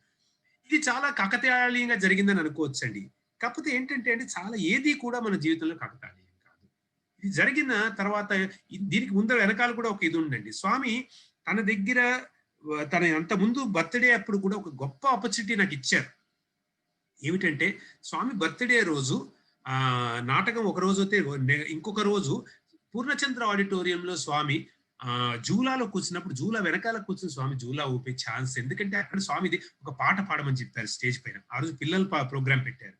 పాట పాడమన్నప్పుడు స్వామి బర్త్డే రోజు అక్కడ స్వామి దగ్గర నేను బంటురీతి కొలువు ఇయ్యవయ్య రామ పాడే అదృష్టం దొరికింది స్వామి దగ్గర. అయితే నేను పాడగానే కాదండి, నేను సాంప్రదాయంగా సంగీతం నేర్చుకున్నవాడిని కాదు. కానీ ఎందుకు స్వామి ఇట్లా నాకు అంత ఆపర్చునిటీ ఇచ్చారు?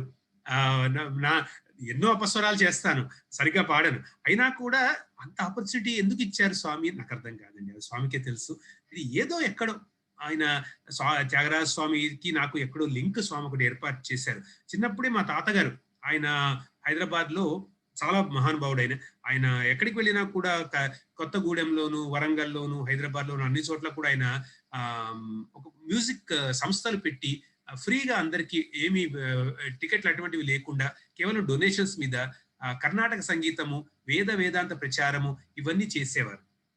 సంగీత ప్రోగ్రామ్ చేయడము, పెద్ద పెద్ద వాళ్ళని పిలిచి అట్లా చాలా అది చిన్నప్పటి నుంచి చూసే దాంట్లో తాతగారితో తిరగడము, తాతగారు కొన్ని విషయాలు చెప్పినవి నాకు అట్లా మనసులో పడిపోయాయండి చిన్నప్పుడు. అందులో ఒక ఇంపార్టెంట్ మాట మా తాతగారు చెప్పింది ఏంటంటే, త్యాగరాజ స్వామి గురించి చెప్తూ ఆయన కీర్తనలని ఉపనిషత్తు అంటారా అని చెప్పారు స్వామి.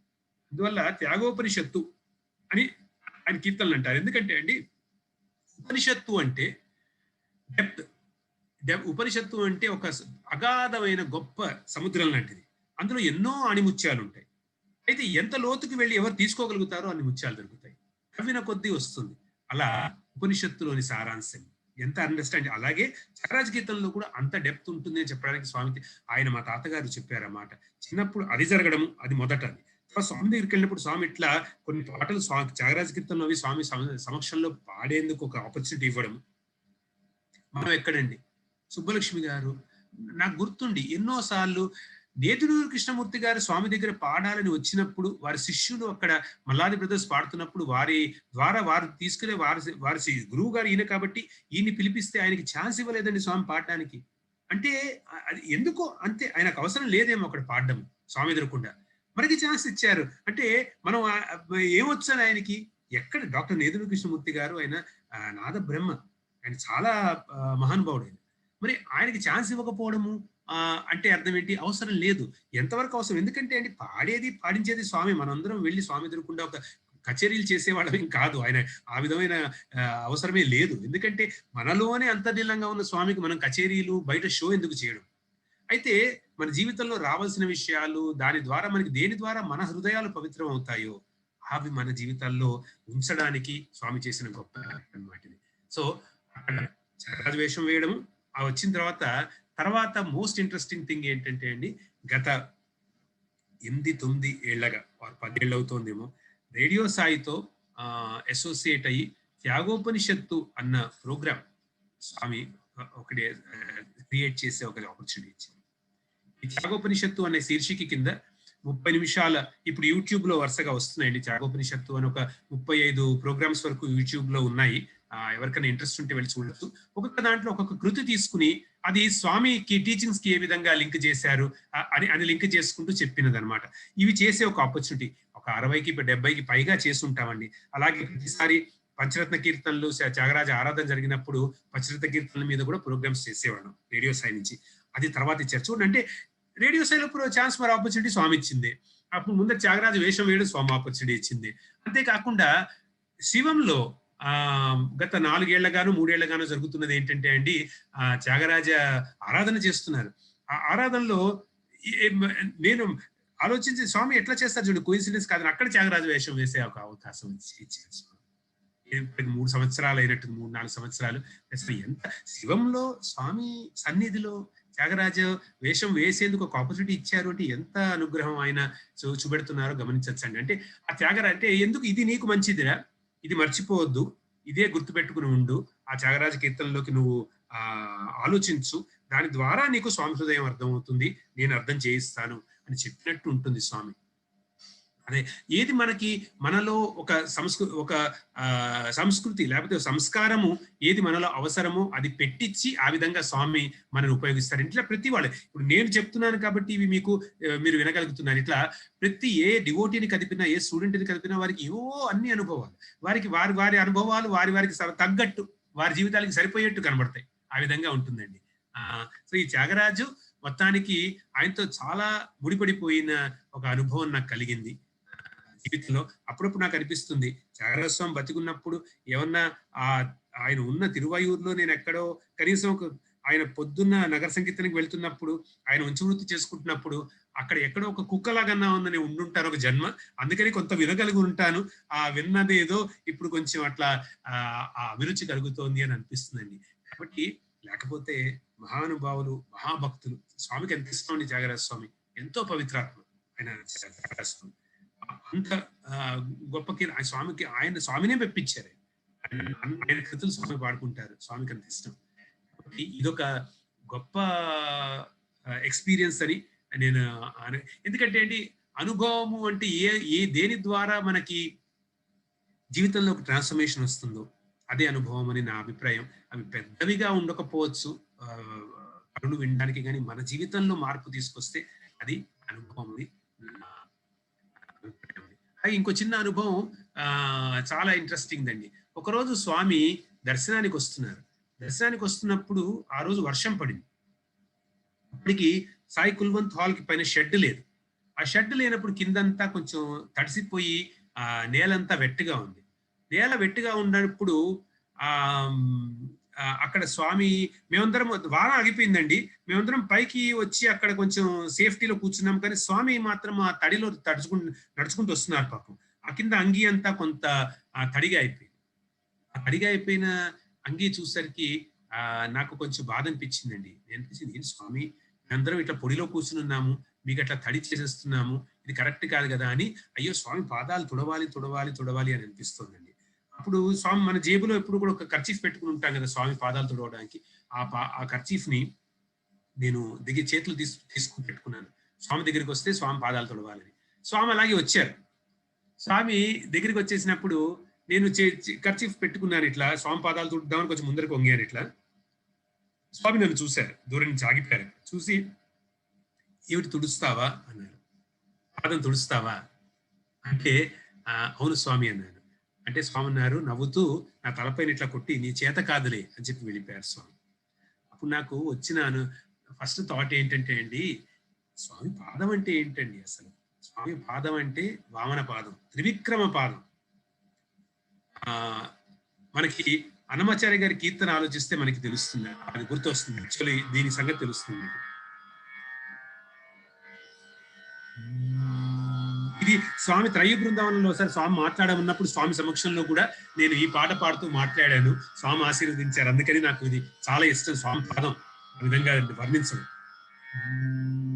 చెలగి వసుధ గొలిచిన ఈ పాదము, బలితల మోపిన పాదము, తలక గగనము తన్నిన పాదము, బలరిపుగాచిన పాదము, బ్రహ్మ కడిగిన పాదము, బ్రహ్మము తానే ఈ పాదము, బ్రహ్మ కడిగిన పాదము.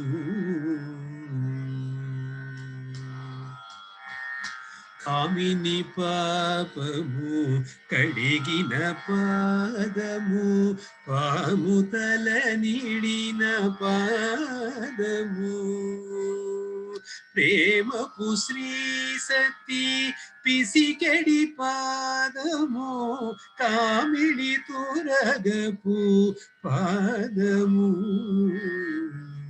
బ్రహ్మ కడిగిన పాదము, పరమయోగులకు పరిపరి విధముల పరమొసగేడు ఈ పాదము, శ్రీపతిపురి తిరమని చూపిన పరమ పదము ఈ పాదము, బ్రహ్మ కడిగిన పాదము. త్రివిక్రమ అవతారంలో అండి బలి అలంకరించి నాకన్నా గొప్పవాడు లేడు అనుకున్నప్పుడు ఆ 3 అడుగుల వామనావతారం లాగా వచ్చి నాకు కావాల్సినంత 3 అడుగులు అని అడిగి ఆ 3 అడుగులు తన గురువు గారు శుక్రాచార్యుడు వద్దంటున్నా 3 అడుగులు ఇచ్చిన బలికి మోక్షం ఇవ్వదలిచి ఆయన మొట్టమొదటి అడుగుతో ఆ పాదం పైకి పంపించేటండి ఆయన. అంటే పైకి అంటే అర్థం ఏమిటి అంటే ఈ స్పేస్ అంతా కొలిచేసి ఒక పాదంతో భూమి కొలిచాడు, ఒక పాదంతో స్పేస్ అంతా మిగతా అంతా కొలిచేసాడు. ఎందుకంటే మనకి పురుష సూక్తంలో కూడా చెప్తారండి, ఒక పాదము అంటే అర్థం ఏమిటి అంటే 1/4 అని అర్థం. 1/4 మాత్రమే మేనిఫెస్ట్ అయింది ఈ ప్రపంచంలో అని చెప్తుందండి పురుష సూక్తము. 3/4 అన్మానిఫెస్టెడ్ గా దివ్యలోకంలో ఉంది అని చెప్తారండి. పరబ్రహ్మ గురించి చెప్తూ ఈ విధంగా ఇదంతా ఇట్లా అయింది అని చెప్తూ పురుష సూక్తంలో చెప్పింది. ఒక పాదము అంటే 1 ఫుట్ అని కాదండి, ఒక పాదము అంటే 1/4 అని అర్థం. 3 పాదాలు అంటే 3/4 అని అర్థం. కాబట్టి 3 పాదాలు ఇప్పుడు ఇక్కడ ఆలోచిస్తే అన్నమాచార్య ఏమంటున్నారండి, ఒక పాదం భూమి మీద పెట్టారు అంటే మేనిఫెస్ట్ అయిన మొత్తము మెటీరియల్ పైన ఒక పాదం పెట్టేశారు, అన్మానిఫెస్ట్ 3/4 పైన ఇంకో పాదం పెట్టేశారు. ఇప్పుడు ఇంకా ఒక పాదం ఉంది ఆయనకి అంటున్నారండి. ఎందుకంటే 3 అడుగులు అడిగారు అంటే he's always 1 step ahead of whatever is manifest as well as unmanifest. ఎంత చక్కని చూడు, మనం అర్థం చేసుకోకపోతే దాన్ని ఏదో కింద భూమి ఇది ఇక్కడో పాదము పైకి ఇంకో పాదం ఇట్లా ఆలోచిస్తాం. ఎనీవే ఆ డెఫినేషన్ ఎట్లా ఉందంటే అండి, ఆ 3 పాదాల్లో అంటే 3/4 లో ఉన్న వాటిలో ఎన్నో లోకాలు ఉన్నాయి, సువర్లోకము భూవర్లోకము ఇవన్నీ. ఆ హైయెస్ట్ లోకం ఏంటంటే అంటే సత్యలోకము అంటే బ్రహ్మలోకము అంటారు. అంటే హైయెస్ట్ లెవెల్ ఆఫ్ ట్రూత్ అండి అది బ్రహ్మలోకం. అక్కడ చతుర్ముఖ బ్రహ్మ కూర్చుని ఆయన వేదపారాయణ చేస్తున్నాడు. అక్కడ ఆ పాదం వచ్చేసరికి అక్కడ మేనిఫెస్ట్ అయిందిట ఈ ఈ బలి త్రివిక్రమావతారం మేనిఫెస్ట్ అయ్యేసరికి ఆయన ఆనందపడిపోయి ఆ పాదాన్ని కడగాలనుకున్నట్టండి. కడగాలనుకుని తన కమండలంలో నీళ్లు పోసాడు ఆ పాదం పైన. పోసేసరికి ఆ నీళ్లు ఏ నీళ్ళైతే ఆయన పాదాల మీద సోకి స్వర్గం అంతా కూడా అంటే ఆ దివ్యధామం అంతా కూడా ఒక అట్లా కాలువలాగా పారిపోయిందిట. అది ఒక నది అయిపోయింది. అదే మందాకిని. అది మందాకిని అంటే అది మనకి భూమి మీద గంగలాగా వచ్చింది. ఆ మందాకిని మందాకిని గంగ అన్నమాట అది. అందుకనే ఆ తెలగి వసుధ గొలిచిన ఈ పాదము బలరిపుగాజ ఒక తల మిగి 3వ పాదము బలి తలపైన పెట్టేసి అహంకారం పోగొట్టాడండి. ఇటువంటి పాదం. సో స్వామిని ఏమిటి అనుకున్నావురా నువ్వు, పరబ్రహ్మ అనుకున్నావా, లేకపోతే నీ ఎదురుకుండా మామూలుగా 5 feet 2 inches 3 inches లో తిరిగే ఒక రూపం అనుకున్నావా, ఏమనుకున్నావు అని ఒక్క మినిట్ లో అండి అలా అక్కడ ఎక్స్పీరియన్స్ చూడండి స్వామిది. ఏంటంటే ఈ నిమిషంలో మనలో ఒక భావం తెప్పిస్తారు. ఎందుకంటే ఎట్లా వస్తుంది మనకి భావం, స్వామి పాదం తుడవాలని స్వామిస్తేనే వస్తుంది. అంటే అది భక్తి, అది మనకి మంచిది, అటువంటి భావం మనకి మంచిది, స్వామితో ఒక రిలేషన్షిప్. కానీ అక్కడి నుంచి స్వామితో వచ్చిన రిప్లై ఏమిటి, నేను ఎవరిని అనుకుంటున్నావు, నువ్వు ఎక్కడ అనుకుంటున్నావు, నన్ను ఏం చూసావు నువ్వు కానీ చెప్పడంలో అట్లా మాయ అన్న తెర తీసి ఒక్కసారి చూపెడతారు, మళ్ళీ అంతలోనే మూసుకుపోతుంది. దిస్ ఇస్ స్వామి థింగ్, స్వామి పాదం. తర్వాత పాదం గురించి మళ్ళీ చెప్పుకోవాలంటే అఫ్ కోర్స్ భరతుడు, మనం రామకథ సవాయిని చెప్పుకున్నప్పుడు చాలా చెప్పుకున్నామండి, మరి మళ్ళీ చెప్పుకోక్కర్లేదు. కానీ భరతుడికి తెలుసు ఆ పాదం విలువ, భరతుడికి తెలుసు రక్షల విలువ, భరతుడికి తెలుసు. ఒక ఏదైనా నీ బదులు రాజ్యం చేయడానికి నువ్వు ఇవ్వచ్చు అని వశిష్ఠుడు చెప్తే ఆయన పాదరక్షలు తీసుకెళ్ళాడండి. అంటే పాదరక్షలకి స్వామికి ఏం తేడా లేదనమాట. అంటే అర్థం ఏంటండి, స్వామి పాద ముద్రలు కూడా ఆయన పాదాలతోనే లెక్క, ఆయనంత లెక్క. పాదము అంటే అందువల్ల 2 పాదాలంటే ఎప్పుడు గుర్తుపెట్టుకుందామని, ఒక పాదం అంటే మేనిఫెస్టెడ్ వరల్డ్, ఒక పాదం అంటే అన్మానిఫెస్టెడ్ వరల్డ్. ఈ 2 కలిపితే మొత్తము పరబ్రహ్మ పురుషుడు తత్వము. కాబట్టి స్వామికి మనకి పాదాలు తప్ప ఏమీ అవసరం లేదండి. అందుకని దేవులపల్లి కృష్ణశాస్త్రి గారు రాశారు, పదములే చాలు రామా నీ పద ధూళులే 10,000, నీ పదములే చాలు, నీ పదమంటిన పాదుకలు మమ్మాదుకొని జగమేలు, నీ పదములే చాలు రామా. పాదాలండి. కాబట్టి స్వామి పాదాలు ఎవరి దగ్గర అది ఆ భావంలో ఉన్నాయో, ఎవరెవరికి మనస్సులో స్వామి పాదాలు గుర్తొస్తాయో, ఎవరెవరికి హృదయంలో స్వామి పాదాలను తోస్తుందో వారు చాలా పుణ్యకులు చెప్తారండి. ఇక స్వామిని ఓమ్ని ప్రెజెన్స్, ఓమ్ని పొటెన్స్ ఇవన్నీ చూస్తూనే ఉంటాం. ఓమ్నిషియన్స్ కూడా క్రిందసారి మీకు ఒకటి చెప్పాను. ఎప్పుడైతే మా అమ్మా నాన్నగారు వచ్చారో నేను ఉత్తరంలో రాసుకు వెళ్ళింది స్వామి చూడకుండానే చెప్పేశారు. అలాంటివి ఎన్నో. ఇంకొకటి చిన్న ఎక్స్పీరియన్స్ మీతో చెప్పాలనుకున్నానండి. ఒక్కసారి 2వ సంవత్సరం నేను అక్కడ సెకండ్ ఇయర్ ఎంబీఏ చేస్తున్నాను. ఆ టైంలో ఒక స్పోర్ట్స్ ఫెస్టివల్లో స్వామి ఒకానొక ఒక పాట పెట్టారు, ఒక డాన్స్ అన్నమాట.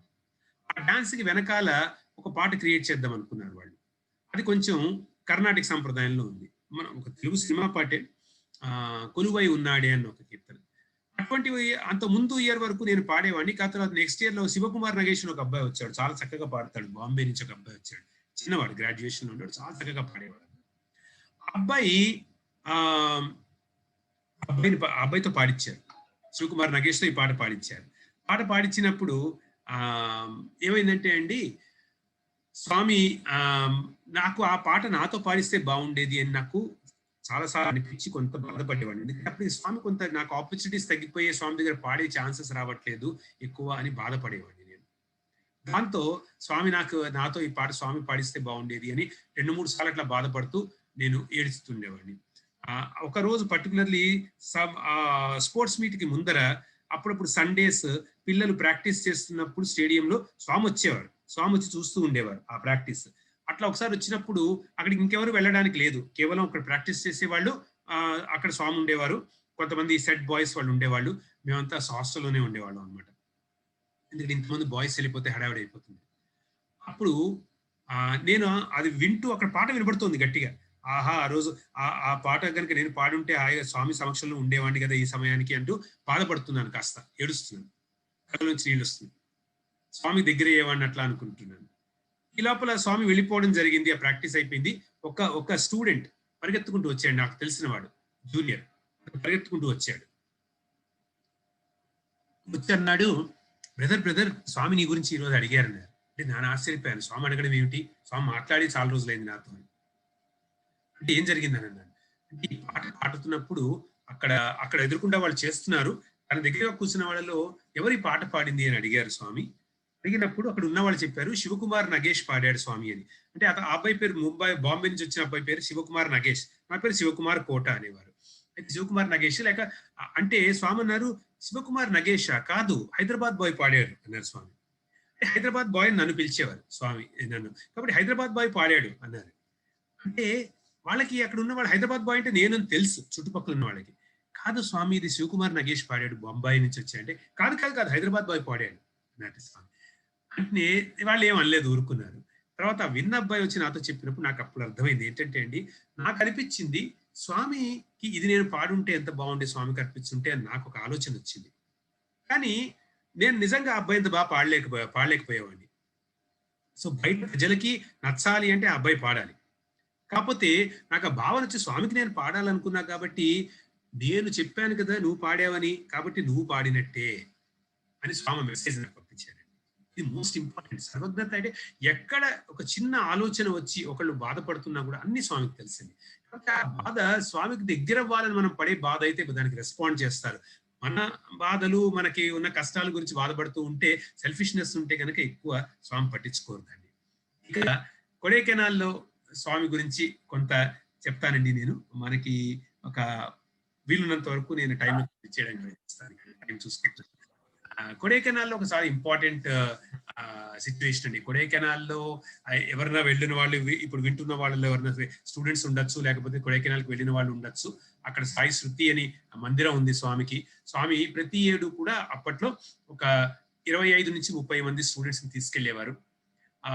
94లో స్వామితో పాటు నాకు వెళ్ళే ఆపర్చునిటీ వచ్చింది. ఇది కొడైకెనాల్లోను, కోయంబత్తూరులోను ఎక్కడ వన్ ఆఫ్ ద ప్లేసెస్ లో తీసిన ఫోటో, గ్రూప్స్ ఫోటో అనమాట. కొడైకెనాల్లో ఎలా ఉండేదంటే అండి, పొద్దున్నే 4 లేచేసేవాళ్ళం. లేచేసి స్నానాలు అది చేసేసి 6 స్వామి డోర్ తీసే ముందర డోర్ ముందర కూర్చునేవాళ్ళు. అంటే సుప్రభాత దర్శనం అంటే నిజమైన సుప్రభాత దర్శనం అండి. అక్కడ స్వామి తలుపు తీయంగానే స్వామి చూసేవాడు. ఎంత బాగుండేదంటే ఆ దర్శనం, ఎంత ఫ్రెష్ గా ఉండేవారంటే స్వామి. అప్పుడు 6 గంటగా స్వామి ఫోటో తలుపు ఎదురుకుండా తీయంగానే ఫస్ట్ దర్శనం స్వామి. అంటే అదే ఇంట్లో ఉండేవాడు ఆ స్వామి, ఆ బిల్డింగ్ లోనే ఉండేవాడు సాయిశుద్ధు. అక్కడ స్వామిని చూసేవాడిని. అప్పుడు నాకు వచ్చిన ఆలోచనలు యాక్చువల్లీ తర్వాత నేను పాటలాగా రాశాను. ఒక 4 లైన్లలో వినిపిస్తానండి. స్వామి మీద ఆ పాట తర్వాత ఒక ఆల్బమ్ లో పెట్టాను అనమాట. స్వామి మీద పొద్దున్న చూసినప్పుడు వచ్చిన భావాలు. దివ్య భాను తేజుడై దివి భువి సర్వేశుడై నవ్య జగతి రూపుదిద్ద వెడలె సాయి సూర్యుడై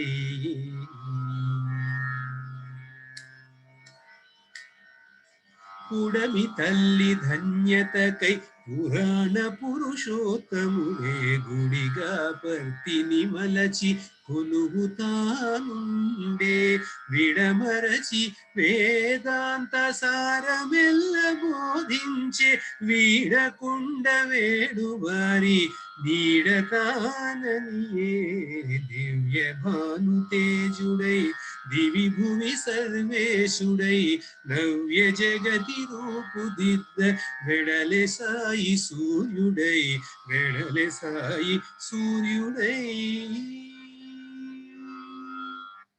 నిజంగా వెడలే సాయి సూర్యుడై అన్నట్టు అనిపించిందండి నాకు. స్వామి సూర్యుడు ఎందుకు? నవ్య జగతి రూపుదిద్ద, కొత్త రూపు, కొత్త గోల్డెన్ ఏజ్ తెప్పిస్తున్నాను నేను స్వామి అన్నారండి. గోల్డెన్ ఏజ్ రావాలి అంటే స్వామి యొక్క గోల్డెన్ రేస్ పడాలి. స్వామి గోల్డెన్ రేస్ పడితే గానీ గోల్డెన్ ఏజ్ రాదు. కాబట్టి అలాంటి ఒక దర్శనం పొద్దున్న చేసేవాళ్ళం అండి. తర్వాత కొంతసేపు కూర్చుని మాట్లాడేవారు. తర్వాత మమ్మల్ని బ్రేక్ఫాస్ట్ కి తీసుకెళ్లేవారు. తర్వాత లంచ్ 11:30కి. తర్వాత మళ్ళీ ఈ లోపల స్వామి దర్శనంకి వెళ్ళినప్పుడు వాక్ కి పంపించేవారు. తర్వాత బ్యాక్ వచ్చేసేవాళ్ళం. స్వామి మళ్ళీ మాట్లాడేవారు. లంచ్, చిన్న బ్రేక్, తర్వాత మళ్ళీ వచ్చేవారు, మళ్ళీ మాట్లాడేవారు. మళ్ళీ ఈ విధంగా స్వామితో పొద్దు నుంచి సాయంత్రం వరకు 30 రోజులండి. ఎలా ఉంటుందో ఒకసారి ఊహించుకోవచ్చు. మధ్యలో పిక్నిక్స్, మధ్యలో అందులో ఎన్నో ఒకళ్ళకి వాగ్వివాదాలు పెట్టిస్తారు, కాంటెస్ట్లు పెడతారు, పాటల ప్రోగ్రామ్స్ ఉంటాయి. ఎందుకంటే అక్కడ ఉన్నప్పుడు 3-4 ఫెస్టివల్స్ వస్తాయి. యూజువలీ May 6 ఈశ్వరమ్మ డే అక్కడ ఉన్నప్పుడే వస్తుంది, శ్రీరామనవమి వస్తుంది. ఇలాంటివి వచ్చినప్పుడు మళ్ళీ దానికి సంబంధించిన ప్రోగ్రామ్స్, దానికి మ్యూజిక్ ప్రోగ్రామ్, పాటలు, దానికి ప్రిపరేషన్స్, స్వామి దగ్గర ట్రయల్స్, ఇట్లా బిజీగా అనిపిస్తుంది. స్వామి ఎన్ని మెటీరియలైజేషన్స్ చేస్తూ ఉంటారు. దాని వెనుక కథలు చెప్తారు, రామాయణం ఏదో అని మాట్లాడతారు, కొన్నిసార్లు భాగవతం మాట్లాడతారు. ఈ విధంగా డిఫరెంట్ థింగ్స్ స్వామి కొడైకెనాల్లో చేస్తారండి. అక్కడ ఒక కంప్లీట్ స్వామి, డిఫరెంట్ స్వామిని చూస్తామండి. అక్కడ మనం ఎంత ఇన్ఫార్మల్ గా ఉంటారంటే స్వామి అసలు పుట్టపర్తిలో మనకు కనబడే ఒక అఫీషియల్ స్వామి కనబడరు. అక్కడ అంత ఇన్ఫార్మల్ గా ఉంటారు స్వామి. స్వామితో ఎంతో ఆనందంగా పిక్నిక్స్ కి వెళ్ళి మనము ఫ్యామిలీతో పిక్నిక్ వెళ్ళినట్టే ఉంటుంది. స్వామితో అక్కడ ఎన్నో ఆటలు, మనం మామూలుగా మన పిక్నిక్స్ కి వెళ్ళినప్పుడు మన ఫ్యామిలీ ఆడుకున్నట్టు అటువంటి ఆటలు అన్నీ ఉంటాయి అనమాట. స్వామితో ప్రైవేట్ గా మనకి చిరస్మరణీయంగా ఉండిపోవడానికి ఆ ఫోటోలు, ఆ ప్రైవేట్ మూమెంట్స్ లాగా ఉంటాయి అనమాట. ఇలాంటివి ఉంటాయండి. సో ఒకసారి ఒక చిన్న ఎక్స్పీరియన్స్ నాకు గుర్తున్నది, బాగా నా హార్ట్ కి చాలా క్లోజ్. ఇది స్వామి దగ్గర కూడా నేను షేర్ చేయడం జరిగింది స్వామికి, అందువల్ల నాకు చాలా క్లోజ్. ఇది ఒకటి చెప్తానండి. కొడైకెనాల్లో జరిగిన ఒక ఇన్సిడెంట్. ఒకసారి స్వామి మమ్మల్ని అందరినీ బస్సులో తీసుకుని ఒక పిక్నిక్ కి తీసుకెళ్లారు. ఆ పిక్నిక్ కి తీసుకెళ్ళినప్పుడు అక్కడ వెళ్తూ కమలా పళ్ళు కొని ఒక బస్సులో పెట్టించారు స్వామి. పెట్టించారు, తాను కూడా బస్సులో వచ్చి కూర్చున్నారు. కొంత దూరం వెళ్ళిన తర్వాత వచ్చి బస్సులో కూర్చున్నారు. స్వామి బస్సులో కూర్చున్న ముందర స్వామి కారు వెళ్తుంటే దానికి నమస్కారం చేస్తూ ఉండేవాళ్ళు. మధ్యలో ఎవరన్నా స్వామి ఉన్నారేమో అనుకుని, ఎందుకంటే దాని గ్లాసెస్ ని మూసేస్తారు. స్వామి బస్సులో వెనకాల ఉన్నారని తెలియదు. అక్కడ స్క్రీన్స్ వేసేసేవారు ఎవరికి కనబడకుండా. స్వామి మాతో మాట్లాడుతూ ఉండేవారు, చెప్తూ ఉండేవారు, చూడండి రా ఆ కార్కి నమస్కారాలు దొరుకుతాయి స్వామి లేకపోయినా, స్వామి అసోసియేషన్ సత్సంగ సావాసం ఉంది కాబట్టి నేను ఇక్కడ కూర్చున్నా కూడా నాకే దొరకవు, ఎందుకంటే మీ సావాసం నాకు వచ్చింది కాబట్టి అని జోక్ చేసేవారు స్వామి. ఈ విధంగా స్వామి హ్యూమర్ కూడా చాలా బ్యూటిఫుల్ గా ఉంటుంది. అయితే ఆ రోజు కమలాపండు కొని తానే అందరికీ ఒక కమలాపండు ఇచ్చారు. నేను స్వామి వెనకాలే కూర్చున్నాను. ఇది తర్వాత ఇయర్ ఫోటో అండి, ముందర ఇయర్ ఫోటో, నేను వెళ్ళిన ఇయర్ ఫోటో కాదు కాబట్టి ఆ ఫోటో నాకు దొరకలేదు. స్వామి ఇక్కడ కూర్చుంటే ఈ వెనకాల సీట్ లో నేను కూర్చున్నాను. స్వామి నాకు కూడా ఒక కమలాపండు ఇచ్చారు. స్టూడెంట్స్ అందరూ ఎక్కువ ముందర గుమిగూడతారు. అయితే స్వామి ఎవరో ఒక స్టూడెంట్ స్వామికి ఇవ్వంగానే కమలాపండు తీసి తొక్క తీసి ఒలిచి ఒక తొన ఫస్ట్ స్వామికి నైవేద్యం లాగా పెట్టినప్పుడు స్వామి దాన్ని తీసుకుంటే ఇంకా చూడండి మిగతా వాళ్ళు ఊరుకుంటారా, అందరూ తాము తీసి ఒక్కొక్క తొన ఇవ్వడం మొదలు పెట్టారు స్వామికి. ఇస్తున్నప్పుడు స్వామి 1-2 తీసుకున్నారు. అయితే నేనేం గమనించా అంటే స్వామి ఆల్రెడీ నోట్లో పెట్టుకున్నారు, ఇట్లా చేయి దగ్గర పెట్టుకుని గింజలు తీస్తున్నారు. నేను కూడా ఒక తొన తీశాను స్వామికి ఇచ్చేద్దామని, వెనకాలే ఉన్నాను కాబట్టి. అయితే స్వామి ఆ గింజలు తీస్తుంటే అయ్యయ్యో స్వామికి గింజల లోపల నుండి ఎట్లా ఇవ్వడము కరెక్ట్ కాదు, స్వామికి అంత కష్టపెడతాము అని చెప్పి నేను ఆ లోపల గింజ తీసేసాను. గింజ తీసేస్తే ఆ తొన కొంచెం కమిలిపోయినట్టు అయింది. ఈ లోపల స్వామి అందరు ఇస్తున్నారని నో నో నో ఇవ్వద్దు, ఐఎమ్ నాట్ ఏ కుంభకర్ణ, నేను మీలా తినను కాబట్టి నాకు ఇవ్వద్దు ఇంకా అన్నారు. అంటే సరే ఈ చేతిలోనేమో ఇది ఉండిపోయింది, స్వామి కోసం తీసిన తొన, అందులోనేమో గింజ తీసి ఉంచాను స్వామి కోసం అని. కానీ ఎప్పుడు స్వామి ఇవ్వద్దు అన్నారు, అది ఆ నాకు తినబుద్ధి కాలేదు. ఎందుకంటే స్వామి కోసం అనుకున్నది. ఈ చేతిలోనే ఇట్లా చేయి మడచిపెట్టి మడత పెట్టి పెట్టేశాను. ఈ లోపల స్వామి పిల్లల్ని చూస్తున్నారు, పాటలు పాడండి ఏమన్నా అన్నారు. పాటలు పాడుతున్నారు, భజనలు పాడుతున్నారు. అయితే 5 నిమిషాలు అయిపోయిందండి. స్వామి సడన్ గా వెనకాలకి తిరిగి నా వైపు తిరిగి ఇట్లా చేయి చాచారు ఇమ్మని చెప్పి. స్వామికి నేను వెనకాల కూర్చున్నాను, నా చేతిలో ఉందని స్వామికి ఫిజికల్ గా తెలిసే ఛాన్సే లేదు. కానీ ఇమ్మని చేసేసరికి నేను స్వామి చేతిలో పెడితే స్వామికి తీసుకున్నాను. ఎంత ఆనందం కలిగిందంటే నాకు వెంటనే శబరి గుర్తు వచ్చిందండి నాకు. ఎందుకంటే ఆ ఆమె పళ్ళు, తను రుచి చూసిన పళ్ళు ఇచ్చింది రాముడికి. ఇక్కడ రుచి చూసిన కాకపోయినా కమిలిపోయిన పండు అండి ఆ తొన. స్వామికి ఇవ్వగలమా? మనము ఇవ్వలేము. ఎట్లా ఇస్తాం స్వామికి? కానీ అది కూడా తీసుకున్నారు. ఎందుకు? మనసులో ఒక ఆలోచన వచ్చింది. ఏమిటి ఆలోచన ఏమొచ్చిందండి? ఇది స్వామికి అర్పిస్తే బాగుంటుంది అని. అందుకనే అక్కడ జగరాజ స్వామి కృతి ఒకటి నాకు గుర్తొచ్చింది. స్వామి దగ్గర నేను ఇదే ఎక్స్పీరియన్స్ షేర్ చేస్తూ 2011లో పూర్ణచంద్రాలు స్వామి దగ్గర ఎక్స్పీరియన్స్ షేర్ చేస్తూ పాడిన పాట అండి. కాబట్టి అది చాలా ఇష్టము. ఆ కృతి మీకు వినిపిస్తూ అందులో జగరాజ స్వామి ఏమన్నారో మీకు చెప్తాను. ఆయన అంటారు, శబరి భాగ్యం గురించి చెప్తూ అన్నారండి. ఎంత నీనే వర్ణింతును శబరి భాగ్యమెంత నీనే వర్ణింతును శబరి దాంతలు పరకాంతలు జగమౌత నిండి ఉండగా ఎంత నీలే వర్ణింతును శబరి భాగ్యం.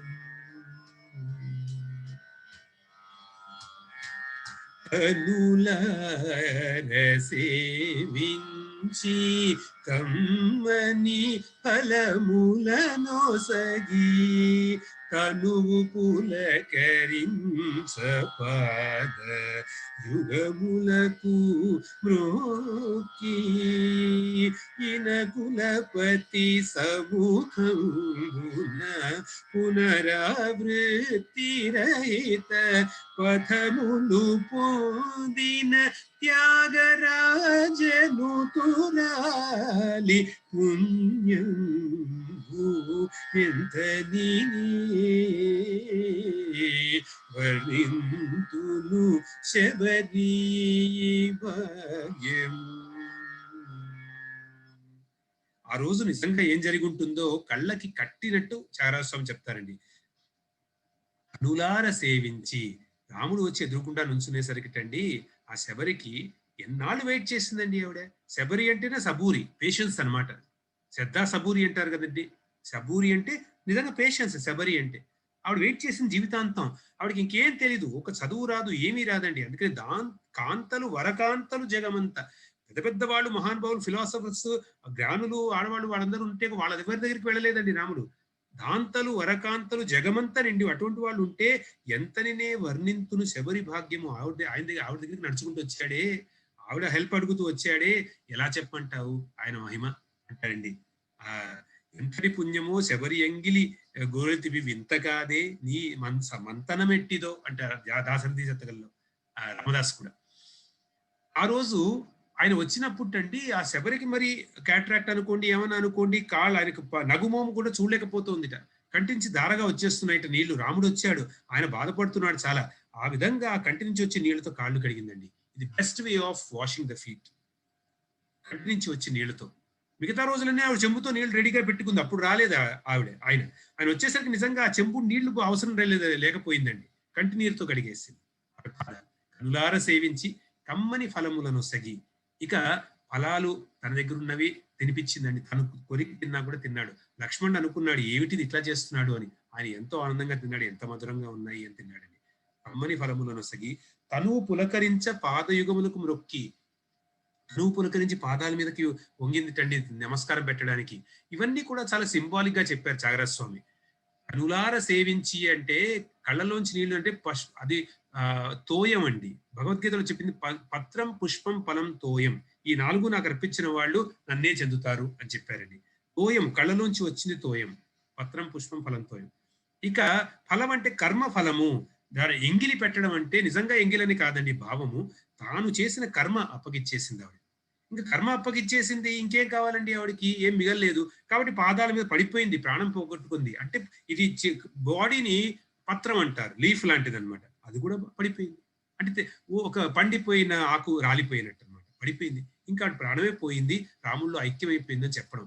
అందుకని కనులార సేవించి కమ్మని ఫలములను సగి తను పులకరించ పాదయుగములకు మురుక్కి అట పడిపోయిన తర్వాత ఇంకా నెక్స్ట్ ఏముంది? అందుకని అన్నారండి ఆయన, ఇనకులపతి సముఖంబున. ఆ ప్రాణ సమక్షంలో రాముడి సమక్షంలో ఎంతమంది ప్రాణం పోగొట్టుకుంటారండి? ఇనకులపతి సముఖంబున పునరావృత్తి రహిత పదమును పొందిన. ఎక్కడికి వెళ్తే తిరిగి రావడం అంటూ ఉండదో ఆ పదానికి చేరిపోయింది. ఎంత అదృష్టం అండి దశరథుడికి, ఇంకెవరికి కూడా దొరకలేదండి ఇటువంటి అదృష్టం. ఈవిడికి దొరికింది. ఇనకులపతి సముఖంబున జటాయువుకి దొరికింది ఆ అదృష్టం. పునరావృత్తి రహిత పదం అంటే భక్తికి శబరికి, సేవకి జటాయువుకి దొరికింది. పునరావృత్తి, ఎక్కడికి వెళ్తే తిరిగి రావడం అంటూ ఉండదో అంటే మోక్షం పొందింది అని చెప్పండి. కాబట్టి అంత మహానుభావులు, అటువంటి భక్తులు త్రేతాయుగంలో వాళ్ళు వెయిట్ చేస్తే రాముడు వచ్చి వాడు ఫలాలు తిన్నాడు అని చెప్పుకోవడం, ఈ రోజులో సాయి అవతారంలో సామాన్య మానవులు ఆలోచన మనస్సులో వాళ్ళకి ఇది స్వామికి అర్పిస్తే బాగుంటుంది, స్వామికి కష్టం కలగకూడదు అని ఒక ఆలోచన వస్తే స్వామి రెస్పాండ్ చేయడం చూడండి ఎలా ఉంటుందో. అంటే ఎంత భక్త సులభుడైపోయాడు, ఎంత మన దగ్గరికి వచ్చేసారు స్వామి, ఎంత ఈజీగా మనకి చేయాలని ట్రై చేశారు స్వామి అని చెప్పడానికి ఈ ఎగ్జాంపుల్ మీకు చెప్పానండి. అయితే కొడైకెనాల్ గురించి చెప్తున్నాం కాబట్టి ఒక చివరికి ఒక దాంట్లో ఒక అంతరార్థం ఉందని నా భావన అండి. ఎందుకంటే ప్రతి దాంట్లో ఒక మెసేజ్ మనం తీసుకోవాలి కాబట్టి. కో అంటే సంస్కృతంలో కో అంటే ఏది అని అర్థం వస్తుంది, ఏది అని. డై అంటే ఇంగ్లీష్ లో తీసుకుంటే చనిపోయేది. ఏది చనిపోతుంది అంటే మరణించేది ఏది అని ప్రశ్న వేసి, అంటే ఎంక్వైరీ, సెల్ఫ్ ఎంక్వైరీ అనమాట. మరణించేది దేహమే, నువ్వు కాదు మరణించేది, నువ్వు అమరుడివి అని చెప్పేది ఒక అర్థం అయితే కొడైలో. అందులో సాయి శృతి అన్నది సాయితో శృతి కలపడము అంటే స్వామితో ఎప్పుడు ఆలోచిస్తూ ఉండడము. అనన్యాశ్చింతయంతోమా, స్వామి ఆలోచనతో మనం ఏకమైపోయి మన ఆలోచనలు సాయి ఉంటే కనుక అది సాయి శృతి అవుతుందండి. అది చాలా మెలోడస్ గా ఉంటుంది, మన లోపల తీగలు మోగుతున్నట్టు ఉంటాయి. అప్పుడు అందులో ఆ సాయి శృతిలో దినమంతా సాయితో అంటే హృదయంలోనే అండి, హృదయంలో స్వామిని పెట్టుకుని దినమంతా, అప్పుడు రోజంతా సాయితో స్పెండ్ చేస్తే, వారమంతా సాయితో స్పెండ్ చేస్తే, నెలంతా సాయితో స్పెండ్ చేస్తే మనము ఆ దొరికి ఏదైతే ఉంటుందో అదే నివసించడం స్వామి హృదయంలోని వచ్చింది, హృదయవాసి అని. కాబట్టి కొడైకెనాల్ అంటే అదే స్పెషల్ గా ఒక ప్లేస్ ఉందని కాదండి, అక్కడికి తీసుకెళ్లే కొంతమందే వారి అదృష్టవంతులు అని కూడా కాదండి. అది ఒక సంకేతం మాత్రమే, స్వామి చెప్పిన వాటిలన్నింటిలో సంకేతం. ఏదో కొంతమందిని తీసుకెళ్లారు కాబట్టి ప్రతి భక్తుడు కూడా స్వామితో కొడైకెనాల్ వాసిలాగా ఉండొచ్చు. ఎప్పుడు వారు హృదయంలో గనక సాయితో శృతి చేసుకుని ఉంటే, వారి దినమంతా సాయితో ఉంటే, వారమంతా సాయితో ఉంటే, నెలంతా సాయితో అలా ఉంటే అసలు చనిపోయేది ఏది దేహమే కదా, నేను స్వామి ఎప్పుడు ఒకటే నా హృదయంలో అన్న భావంలో ఎవరుంటారో వారు కొడైకెనాల్లో స్వామితో ఎంజాయ్ చేసినట్టే అన్న ఒక భావము చెప్పి నేను ఇక్కడితో ముగిస్తానండి. ఇంకా కొన్ని ఉన్నాయి, కాకపోతే ఇంకొక వారం నాకు ఇచ్చారు కాబట్టి వచ్చేసారి నేను పుట్టపర్తిలో ఇంకా జరిగిన 1-2 విషయాలు, ఆ తర్వాత స్వామి నేను హైదరాబాద్ వచ్చేసిన తర్వాత జరిగిన కొన్ని ఎక్స్పీరియన్సెస్ ఇప్పటి వరకు అటువంటివి నేను షేర్ చేసుకుంటాను. ప్రస్తుతానికి ఇక్కడితో ఆపి, ఒకవేళ ఎవరితో ప్రశ్నలు లాంటిది ఉంటే కనుక ప్రశ్న ఇందులో ప్రశ్నలు అడగడానికి ఏం లేదు, కాకపోతే ఎవరైనా చెప్పదలుచుకుంటే తప్పకుండా చెప్పచ్చు. తీసుకురా ప్రస్తుతానికైతే ఏమీ రాలేదు సాయిరామ్.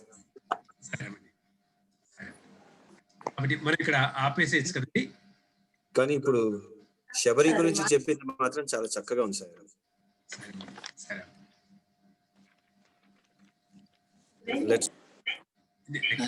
నేను ముగించొచ్చా అండి?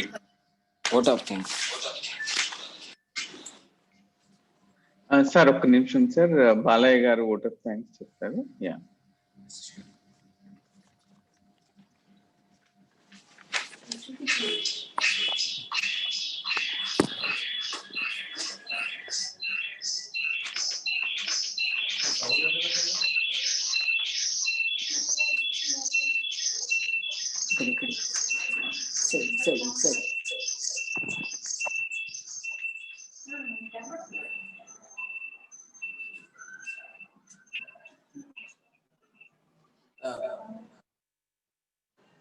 Srinivas garu, you are able to see కదా?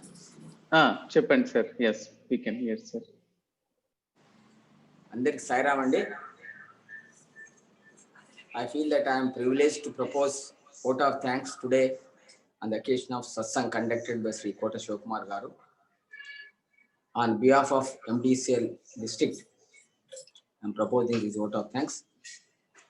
It is Bhagwan who has planted the idea of having satsang in our district during these disturbed days, and with his permission, this satsang is conducted. We thank our beloved Bhagwan for giving us this great opportunity during these days. We thank Sri Somsundaram garu who has guided and encouraged and structured this satsang program. We thank Kota Shivakumar garu who has readily accepted to conduct this satsang in spite of his busy schedule. In this satsang, he has very clearly explained about his experience during those 2 years of his study at Prashant Nilayam. Particularly, the experience he had during Bhagwan when he had gone to Whitefield in 93, and during that period, students felt very bad because of his absence. So, in one of the occasion on 15th August 93, when Shivakumar garu sang a song, all the audience just shared their happiness. So it was only because one flower fell during that time, and hence the people shared that experience. So later on, it was indicated, it was told by Bhagwan, it was shared that it was his presence he has shown by with that flower. So the falling of flower 3 times it happened. First time this 15th August, and second time in college hostel corridor also that happened, and third time again in hostel corridor, and third time in college Ganesh gate also that flower fell. So the indication of this is that Bhagavan is omnipresent, though physically was not there in Puttaparthi, though he was there in Whitefield. So it was told, message was given to us at that time that he is present all the days, everywhere. So that was the flower falling thing. And sports meet in 94 when it was conducted. So our Kota Shivakumar had an opportunity to have this Tyagaraya role on that day. And third time when UGC Grants Commission came, and when students gathered, so he was asked to sing on that day. So he sang the song, but that ragamu was a little bit unusual. So Swami commented that ragamu ఎక్కువైతే రోగం వస్తుందని చెప్పడం జరిగింది. So it had 2 meanings. One is ragam means attachment. That is, whatever attachment we have will fall in. Another thing is ragam means more than what it is required, so which spoils the health. So this is the meaning what Bhagavan has told, that ragamu giving 2 meanings, and attachment, and also on the wrong part of the song giving ragamu more than required. So that was the message Bhagavan gave. But in this message, you have to understand that lot of spiritual content is there. So whatever experience Kota Shivakumar garu had, all those things are the spiritual capsules what we can take in our day-to-day life, and take them as our guidelines for leading a happy life. And also Shivakumar garu has contributed a lot for Radio Sai for 8 to 9 years. That is Tyagaraya Upanishad Paina. And in Shivam also he had Aradhana Mahasam, during that time also he has contributed. And main last experience what he shared was at Kodaikanal. And during that period, when Bhagavan had, when they went for this picnic, and bus, all the students were going by bus, and Swami was going in the car. So Swami changed from car to his the bus, and then he has told students that people are, though car is going, so people are saluting to car because I am with you. So because of this bad company, I am not able to get this salute. All those things he has shared. That was so that was the experience what Shivakumar Garu had during that this thing. And like this Vrindavan, this Kodaikanal experience. One more experience he had, that is when Swami, when they were going in the bus, when this Kamala fruit was given to Swami, some students gave, but by the time when Shivakumar Garu also wanted to give, by then Swami asked that he cannot give eat like Kumbhakarna, and it was 5 minutes gap was there. Later on, because Shivakumar Garu had an intention that yes, you must give that to Swami and Swami has to eat. So that was very strongly, I mean, he had that intention in his mind. So that Swami realized after 5 minutes, Swami turned back and asked Shivakumar Garu to give that fruit, which means that Swami remembers what is your intention internally. This is the meaning of that. So he has explained that he had an experience that what Shabari had in those days with Rama, because Shabari also did the same kind of experience with Rama. So this is how he had a very interesting experience with Bhagavan, all this during his days with Kodaikanal in 94. So like this, Kota Shivakumar has given a lot of his experiences, and these are all the experiences which we can take them as a spiritual capsules, and everything is Bhagavan's experience is, we can take it as a guidance. So we thank Shivakumar Garu once more for giving his valued experiences to Medchal Malgare district, and we thank once more Shivakumar Garu, and we thank our IT team, our Srinivas and Mahendra Garu for arranging all these programs, satsang programs, and we thank one and all. Sai Ram.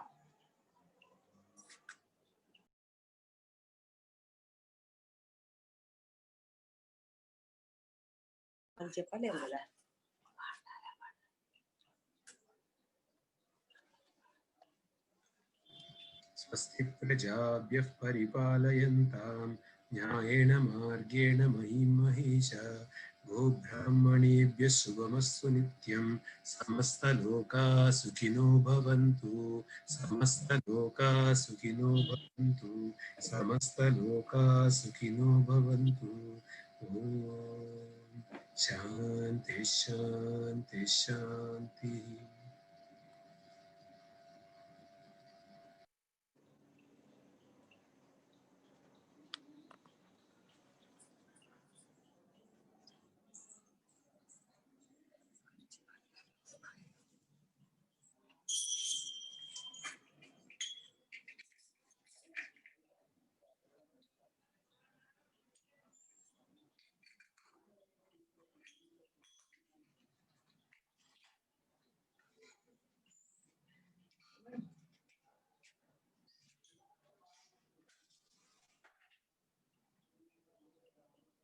ओम जय जगदीश हरे स्वामी सत्य साई हरे भक्तजना संरक्षक भक्तजना संरक्षक भक्ति महेश्वर ओम जय जगदीश हरे शशिवदना श्रीकरा सर्वा प्राणपति स्वामी सर्वा प्राणपति आश्रित कल्पलतिका आश्रित कल्पलतिका आवद बांधवा ओम जय जगदीश हरे माता पिता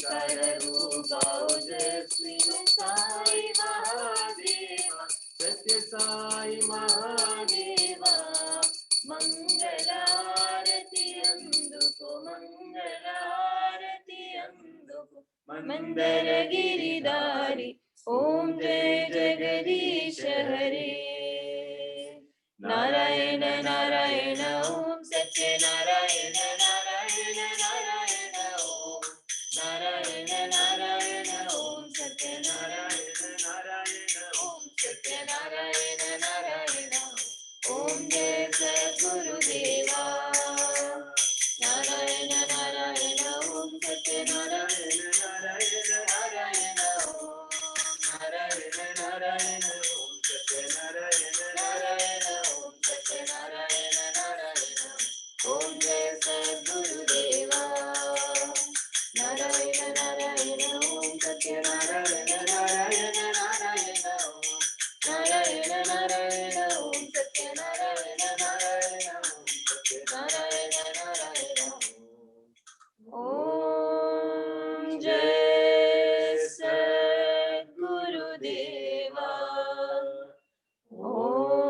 ओम शांति शांति शांति समस्त लोका सुखिनो भवन्तु समस्त लोका सुखिनो भवन्तु समस्त लोका सुखिनो भवन्तु ओम शांति शांति शांति जय बोलो भगवान श्री श्री श्री सत्य साई बाबा जी की जय।